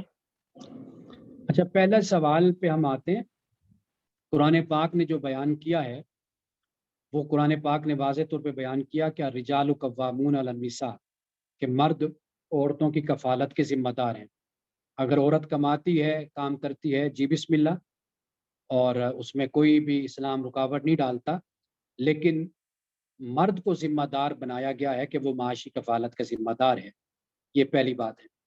عورت وہ مرد کو کھانے پکا کر دینے کی ذمہ دار نہیں ہے، یہ ذہن میں رکھ لیجئے. لیکن میں نے آپ کو یہ بتایا کہ مرد اور عورت باہمی طور پر بہت سے خفیہ یا پوشیدہ معاہدے بھی ہوتے ہیں دونوں کے آپس میں. وہ یہی ہوتا ہے، میں نے آپ کو شرعی طور پر، آپ علماء کے فتاوی اٹھا لیں، احادیث اٹھا لیں، آپ کو کتب احادیث میں بھی یہ بات ملے گی اور بہت سے مسائل میں یہ بات ملے گی، اور احناف ہوں سب اس پر متفق ہیں. یعنی ایک لحاظ سے اجماع جسے ہم کہتے ہیں نا کنسنسس، وہ یہ ہے کہ عورت اگر کہہ دینا کہ جی میں نہیں کام کرتی یا نہیں کرنا چاہتی تو پھر مرد اس کے لیے اپنے گھر کے لیے ارینج کرے گا، انتظام کرے گا. باقی جو آپ نے بات کہی کہ بھئی مرد تھکا ہوا گھر میں آتا ہے تو وہ دیکھیں یہ باتیں جون سی ہے نا، یہ پھر وہ نہ حل کرنے والی باتیں ہو جاتی ہیں. جو بات میں نے آپ کو شریعت کی اور دین کی آپ کو میں نے بتائی ہے وہ اتنی بات ہے. باقی اگر آپ میرے لیکچر کو سنیں اور پہلا جو آخری جو پوائنٹس تھے 1-2 میں نے اس پر بڑی روشنی ڈالی تھی. میں نے یہ بھی بتایا تھا کہ بہت سے معاملات ایسے ہوتے ہیں جو مرد آگے بڑھ کر قدم بڑھاتا ہے اور اس پر وہ فرائض اور لازم نہیں ہوتی چیزیں، لیکن وہ کرتا ہے. اسی طرح عورت بھی کئی جگہوں پر آگے بڑھ کر اپنی خدمات پیش کرتی ہے. تو یہ پھر ایک دوسرے کے آپس کی انڈرسٹینڈنگ اور آپس کا ایک رابطہ اور تعلق اور پیار محبت ہوتا ہے. لیکن میں نے آپ کو بتا دی کہ یہ بات ہے جو اللہ کے دین نے اور اس کے بعد رسول اللہ صلی اللہ علیہ وسلم کی احادیث سے ہمیں معلوم ہوتی ہے اور پھر فقہا کے فتاوی سے ہمیں معلوم ہوتی ہے. یہ میں نے آپ کو بات بتائی ہے. باقی یہ دونوں کے آپس کی انڈرسٹینڈنگ ہے. ہاں مل جل کر معاملات کو لے کر چلنا ہوتا ہے. اور دوسری بات یہ ہے کہ دیکھیں اگر بیوی اجازت نہیں دیتی تو اب معاملہ یہ ہے کہ بہت سی باتیں ایسی ہیں، بہت سی ہماری خواہشیں ایسی جو پوری نہیں ہوتی. تو کوئی ضروری تو نہیں ہے کہ ہر صورت میں انسان دوسری شادی کرے. ہر خواہش تو انسان، یعنی اب میں بیٹھا ہوں میری بڑی خواہش ہے کہ میں کوئی بہت بڑا میرا گھر ہونا چاہیے، تو نہیں ہو سکتا بڑا گھر. میں چاہتا ہوں میری بڑی گاڑی ہونی چاہیے، نہیں ہو سکتی. ہاں جہاں پہ بیوی کے معاملات ایسے ہیں جہاں پر مجبوریاں ہیں، آپ کے پاس ثالثی کونسل ہے، آپ وہاں پر بات کرتے ہیں، دیکھیں جی میرے یہ مسائل ہیں، یہ مجبوریاں ہیں، یہ میری باتیں ہیں جو میں چاہتا ہوں کرنا، تو اس لیے مجھے دوسری شادی کی اجازت دی جائے. آپ ان کو اپنی مجبوریاں، اپنے مسائل، اپنی وجوہات، اسباب آپ بتاتے ہیں، وہ آپ کو اجازت دیں گے. جب ان کی طرف سے اجازت ہوگی تو مسئلہ حل ہو جائے گا. جی سر نعیم اختر بات کر رہا ہوں. سر میرا کوشچن یہ ہے کہ میری ابھی ریسنٹلی شادی ہوئی ہے، ٹھیک ہے، تو وہ جب حق مہر کا پوچھ رہے تھے نا، تو میرا تعلق ایک گاؤں سے ہے، تو وہاں پہ ہے نا ایک ہوتا ہے کہ جی شرعی ہے، کیا چل رہا ہے 5,000، ٹھیک ہے. تو میں نے وہاں پہ کوشش یہ کی ہے، میں نے 5,000 کے بجائے میں نے، کیونکہ میں 7 رکھتا تھا تو میں نے کہا کہ میں 30,000 دینا چاہ رہا ہوں. تو اس میں جو ہے نا مجھے فوراً ہی روک دیا گیا ہے کہ بھائی نہیں 5,000 ہی ٹھیک ہے. بس وہ لڑکی والوں کی طرف سے روکا گیا ہے کہ یہاں پہ 5,000 جی 5,000 رکھیں. اچھا، آپ نے حق مہر کے حوالے سے پوچھا نا. دیکھیے حق مہر ایک ہوتا ہے جسے ہمارے فقہا نے کہا مثلی ہوتا ہے. مثلی سے مراد یہ ہے کہ لڑکی کی پھوپھی ہے، خالہ ہے، بڑی بہن ہے، ان کی شادی ہوئی، کوئی حق مہر رکھا گیا ہوگا ان کا. ایک تو یہ اس کو دیکھ کر بھی حق مہر مقرر کر لیا جاتا ہے. باقی حق مہر کوئی شرعی کوئی نہیں ہے، یعنی کوئی فرض نہیں ہے کہ بھئی آپ نے اتنی اماؤنٹ دینی ہے ہر صورت میں، یہ کوئی لازم نہیں. جیسے میں نے آپ کو شروع میں کہا کہ بھئی لڑکی والوں کے لیے شرم کا باعث نہ بنے اور لڑکے والوں کی ہمت سے زیادہ نہ ہو، اس چیز کو مد نظر رکھنا چاہیے. اور ہمارے ہاں بدقسمتی آپ یہ دیکھیے کہ کئی دفعہ میں شادیوں میں جانا ہوتا ہے اور مجھے پتہ چلتا ہے کہ انہوں نے شادیوں سے پہلے اتنے خرچے کیے ہیں، یعنی اس تقریب سے پہلے پتہ نہیں کیا کچھ مایوں ہے، مہندی ہے، پتہ نہیں فلاں ہے تو فلو ہے، پتہ نہیں کتنے اخراجات کیے، اور کھانا جب بنایا وہ بھی اتنا لیوشلی خرچ کر دیا، اتنا کچھ شو بازی پر لگا دیا. لیکن جب کسی اپنی بہن بیٹی ہے، بہو ہے، اس کو اپنا بھابھی بنا کے لانا ہے، اس کے لیے کیا ہوتا ہے، یہ رکھ دو جی شرعی حق مہر رکھ دو. وہ شرعی حق مہر ہمارے ذہنوں میں وہ حضرت فاطمہ رضی اللہ تعالیٰ عنہ کا جو حق مہر ہمارے ذہنوں میں بیٹھا ہوا ہے، بس وہ کوئی حق مہر شرعی نہیں ہوتا. وہ آپ کے حالات اور آپ کے ماحول کے تقاضوں کے مطابق حق مہر ہوتا ہے، جو آپ دونوں پارٹیاں بیٹھ کر طے کر لیں وہی ہوتا ہے. جی ایک سوال آیا ہوا ہے منصب کہ سر حق مہر کے حوالے سے سوال ہے. اسلام کی تعلیمات کے مطابق یہ ہے کہ مرد اپنی عورت کو خزانے بخشیں، جبکہ عموماً معاشرے میں مرد پر والدین اور دیگر احباب کی طرف سے کم حق مہر دینے کے لیے دباؤ ڈالا جاتا ہے، ایموشنل بلیک میل کیا جاتا ہے، خاص طور پہ جب آپ معاشی طور پہ کسی دوسرے پر انحصار کرتے ہوں. اس صورتحال کیا رائے ہے؟ مرد کو اس صورت میں کیا رویہ اختیار؟ میری گزارش یہ ہے کہ ایک تو بات میں نے جو قرآن کی ہے، اسلام کی ہے، وہ میں نے بیان کر دی. باقی یہ جو چیزیں ہوتی ہیں یہ ان کا تعلق ہمارے رویوں سے ہے، ہمارے سماج سے ہے. اور جو مسائل ہم نے طویل المدت یعنی ہم نے 75 سال میں یا 1 صدی میں ہم نے پیدا کیے ہیں، تو ان مسائل کا کوئی شارٹ کٹ نہیں ہوتا، یہ بات یاد رکھیے۔ اور شارٹ کٹ یہی ہوتا ہے کہ آپ اپنے معاشرے کی اصلاح کریں اور اپنی بات اپنے والدین کو سمجھانے کی کوشش کریں، اور اپنے آپ کو، اگر لڑکا ہے تو وہ اپنے آپ کو اپنے پاؤں پر کھڑا کرنے کی خود کو کوشش کرے۔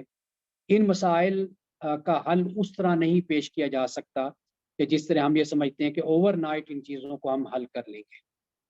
تو میں ذاتی طور پر تو یہی سمجھتا ہوں کہ کیونکہ انسانی زندگی بڑی کمپلیکیٹڈ انسان کی زندگی ہوتی ہے، یہ مسئلہ صرف میری ذات سے نہیں، یہ خاندان سے ہوتا ہے، یہ والدین سے ہوتا ہے، یہ بہن بھائیوں سے ہوتا ہے، یہ پورے معاشرے سے ہوتا ہے، اور یہ لڑکی والوں کی طرف سے ہوتا ہے۔ یعنی یہ انسانی معاشرہ ہے نا، سوشل اینیمل جیسے ہم کہتے ہیں۔ تو آپ اپنے آپ کو ٹھیک کر لیں گے تو والدین کی طرف سے ہوگا مسئلہ، والدین ٹھیک ہوں گے تو ممکن ہے کہ سسرال کی طرف سے ہو جائے۔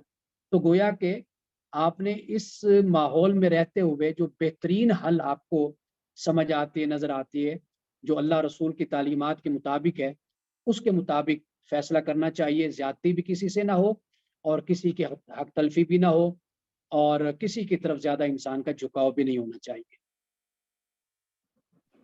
جی کوئی سوال ہو تو آپ کر سکتے ہیں، لکھ کے کر لیں، مائک آن کر لیں۔ جی جی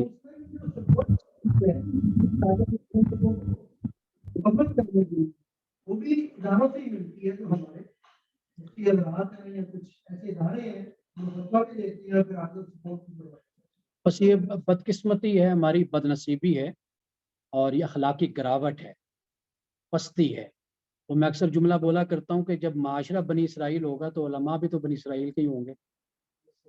تو ہماری اصل صورتحال یہ ہے۔ تو باقی میں نے آپ کو بتا دیا کہ میں اپنی رائے جب مجھ سے کوئی لیتا ہے تو میرا جھکاؤ جو 3 طلاقوں کو ایک ماننا ہے، میرا جھکاؤ اس طرف ہوتا ہے۔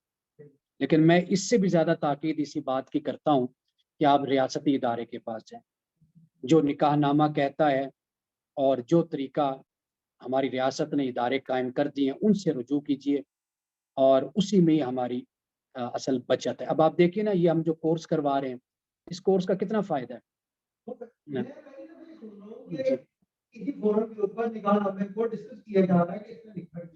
اچھا میں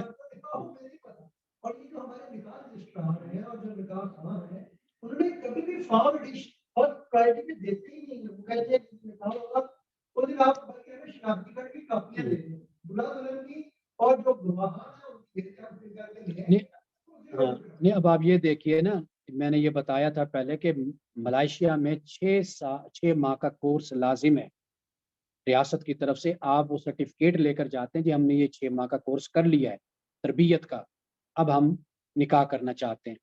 اب آپ دیکھیے کہ اس سے ہماری کتنی قباحتیں اور کتنے مسئلے حل ہو جاتے ہیں۔ یہ ابھی تو دعا زہرا کا کیس ہمارے سامنے آیا بچی کا، تو مطلب یہ ہے کہ جب 6 ماہ کا کوئی کورس کرے گا تو واضح بات ہے کہ پھر وہ تھرو پراپر چینل معاملہ چلے گا نا نکاح کا۔ پھر اس طرح تو نہیں ہوگا کہ کوئی خدا نہ خواستہ گھر سے بھاگ گئی یا بھاگ گیا بچہ، تو پھر پتہ ہوگا کہ ریاست نے لازم کیا 6 ماہ کا کورس کرنا ہے، 3 ماہ کا وہ سرٹیفکیٹ لے کر جانا ہے اور دکھانا ہے کہ جی یہ ہم نے کر لیا، اب ہمیں نکاح کی اجازت دی جائے، شادی۔ تو آپ دیکھیے کہ اس سے بھی کتنی قباحتیں ختم ہو جاتی ہیں۔ تو یہ اصل طریقہ ہے کہ یہ جو کورس کروائے جاتے ہیں ان کا مقصد بھی یہی ہے کہ ہم ان سے فائدہ اٹھائیں۔ اب دیکھیے آج میرا ٹاپک یہ تھا، کل ہمارا بالکل مختلف موضوع ہے، ٹاپک ہے، اور اس سے بھی آپ دیکھیں گے کہ نئی باتیں آپ کو سننے کو ملیں گی۔ ہر ہفتہ اتوار کو یہ باقاعدگی کے ساتھ یہ ہمارا کورس ہو رہا ہے، 12 کلاسز ہیں اس کی۔ جی جی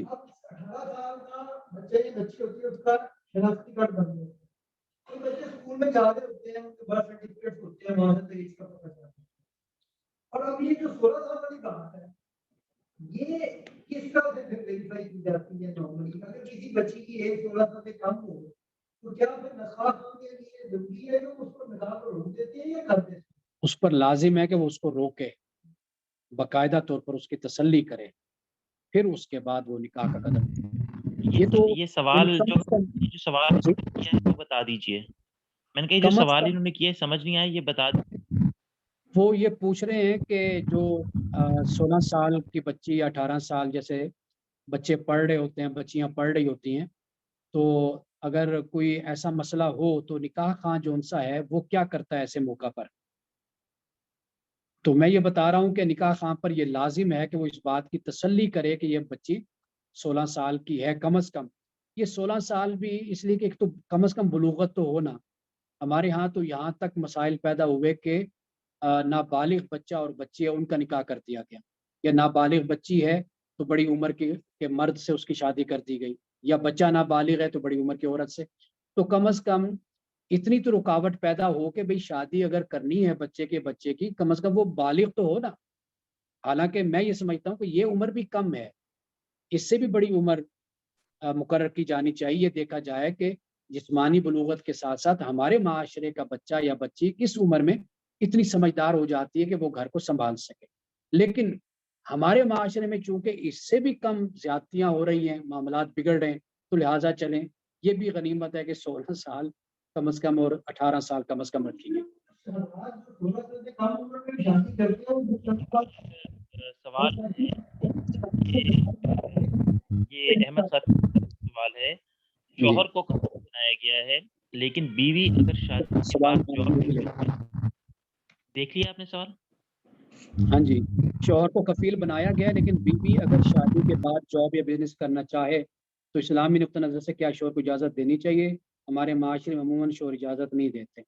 دیکھیے یہ جو نکاح نامہ ہے یہ اسی مسئلے کا حل بھی ہے. جیسے میں نے آپ کو بتایا کہ جو شک نمبر 20 ہے وہ اسی طرح کی باتوں کے لیے ہے کہ اگر لکھ لیا جائے اور یہ کہہ دیا جائے، لکھ دیا جائے کہ بھئی شادی کے بعد ہماری بیٹی جاب کرے گی یا تعلیم کا سلسلہ جاری رکھے گی، تو یہ شک نمبر 20 میں اس کو نوٹ کیا جا سکتا ہے. باقی شرعی حوالے سے کوئی پابندی نہیں ہے. اور عورت اگر گھر سے نکلتی ہے، تعلیم حاصل کرتی ہے، جاب کرتی ہے، تو اسلام اس کو اجازت دیتا ہے. بس وہ جو اپنے حیا کے تقاضے، اپنے عفت عصمت کے تقاضے ہیں، بس ان کو پورا کرنا اصل اسلام کے پیش نظر ہے. یہ معاملات تہذیب سے تعلق ہوتا ہے، کلچر سے ان کا تعلق ہوتا ہے، آپ کے رہن سہن سے تعلق ہوتا ہے، آپ کے زمانے سے ہوتا ہے. آپ اس کو اس طریقے سے آپ اس کو حل کر سکتے ہیں. باقی مرد اجازت نہیں دیتا، وہ آپ کو پتہ ہے کہ ہمارا مائنڈ سیٹ ہے. تو اس کا حل یہی تو آپ کو بتایا کہ نکاح نامہ اس لیے تو ہم نے پڑھا ہے کہ ہمیں شعور ہونا چاہیے کہ ہماری بہن بیٹی کے کیا حقوق ہیں اور کیا ذمہ داریاں، ہمارے بیٹے کے بھائی کے کیا حقوق اور ذمہ داریاں. تو اسی مسئلے کو حل کرنے کے لیے تو یہ نکاح نامہ بنایا گیا. ایک اور سوال ہمارے دوست یہاں بیٹھے ہیں تو انہوں نے پوچھا ہے کہ بھئی جب ہم کم عمری کی بات کرتے ہیں تو ہمیں حضرت عائشہ صدیقہ رضی اللہ تعالیٰ عنہا کا حوالہ دیا جاتا ہے. تو بات اصل میں یہ ہے کہ یہ کوئی فرض نہیں ہے.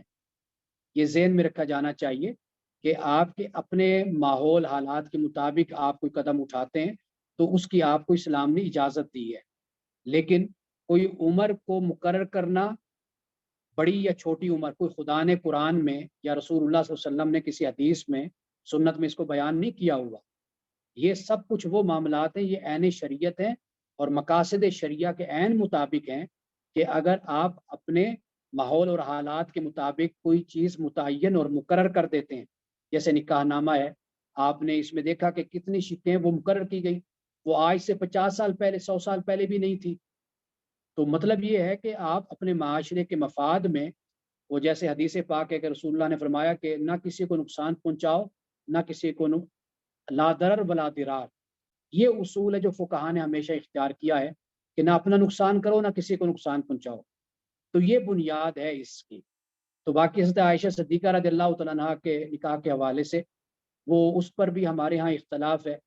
کوئی اگر 9 سال کہتا ہے تو کوئی 19-20 سال بھی کہتا ہے اور کوئی اس سے بھی زیادہ عمر کو بیان کرتا ہے. اور ہمارے وہ علماء جو بڑے عرصے تک پاکستان میں تو یہ کہتے رہے کہ 9 سال کی عمر میں، 7 سال کی عمر میں نکاح ہوا تھا، رخصتی ہوئی تھی.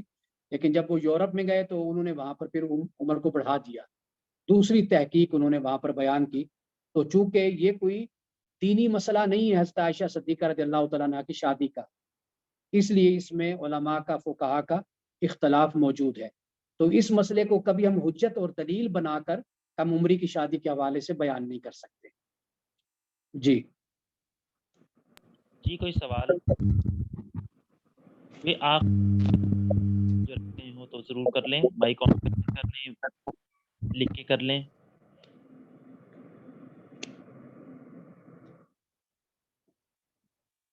جی میرا خیال ہے الحمدللہ سوالات مکمل ہو گئے اور بہت اچھا سیشن رہا. لوگوں نے بڑی دلچسپی کا ماشاءاللہ مظاہرہ کیا. میں اس بات کی امید رکھتا ہوں کہ جتنے ہمارے سیشنز ہوں گے انشاءاللہ بہت مفید ہوں گے اور آپ لوگ سیکھیں گے. شرکت اسی طریقے سے انشاءاللہ اس میں رہے گی. ٹھیک ہے جی سمر صاحب. جی اختتام کر لیں. اس پہ 2 سوال نہیں ہے یہ شکریہ. جی بہت شکریہ سب دوستوں کا، استاد کا بہت شکریہ. کل ہم اپنا اگلا سیشن کر رہے ہیں rising trend of divorce, doctor Sami Ullah Faraz. جاننے والوں میں کوئی ایسے پارٹیسپینٹ تھے جو کل شریک نہیں ہو سکے، انہیں کل ضرور شریک کروائیں اور ٹائم علیحدہ کر کے بیٹھا کیجئے، پرائرٹی پہ رکھیں سب لوگ. میں اس کو گروپ کے اندر بھی بیان کر دوں گا تو تاکہ ہم لوگ اس سے جو میکس بینیفٹ ہے وہ لے سکیں. آپ دیکھ رہے ہیں کہ ہر ایک سیشن ایک ہے، اس کی الگ اہمیت ہے. جو بھی آ رہے ہیں تو یہ ہماری زندگیوں کے اندر کتنا اہم. بہت بہت شکریہ آپ لوگوں کا. آپ سب سلامت رہیں، آسانیاں برکتیں رحمتیں ہوں. سیشن کلوز کر دیجیے.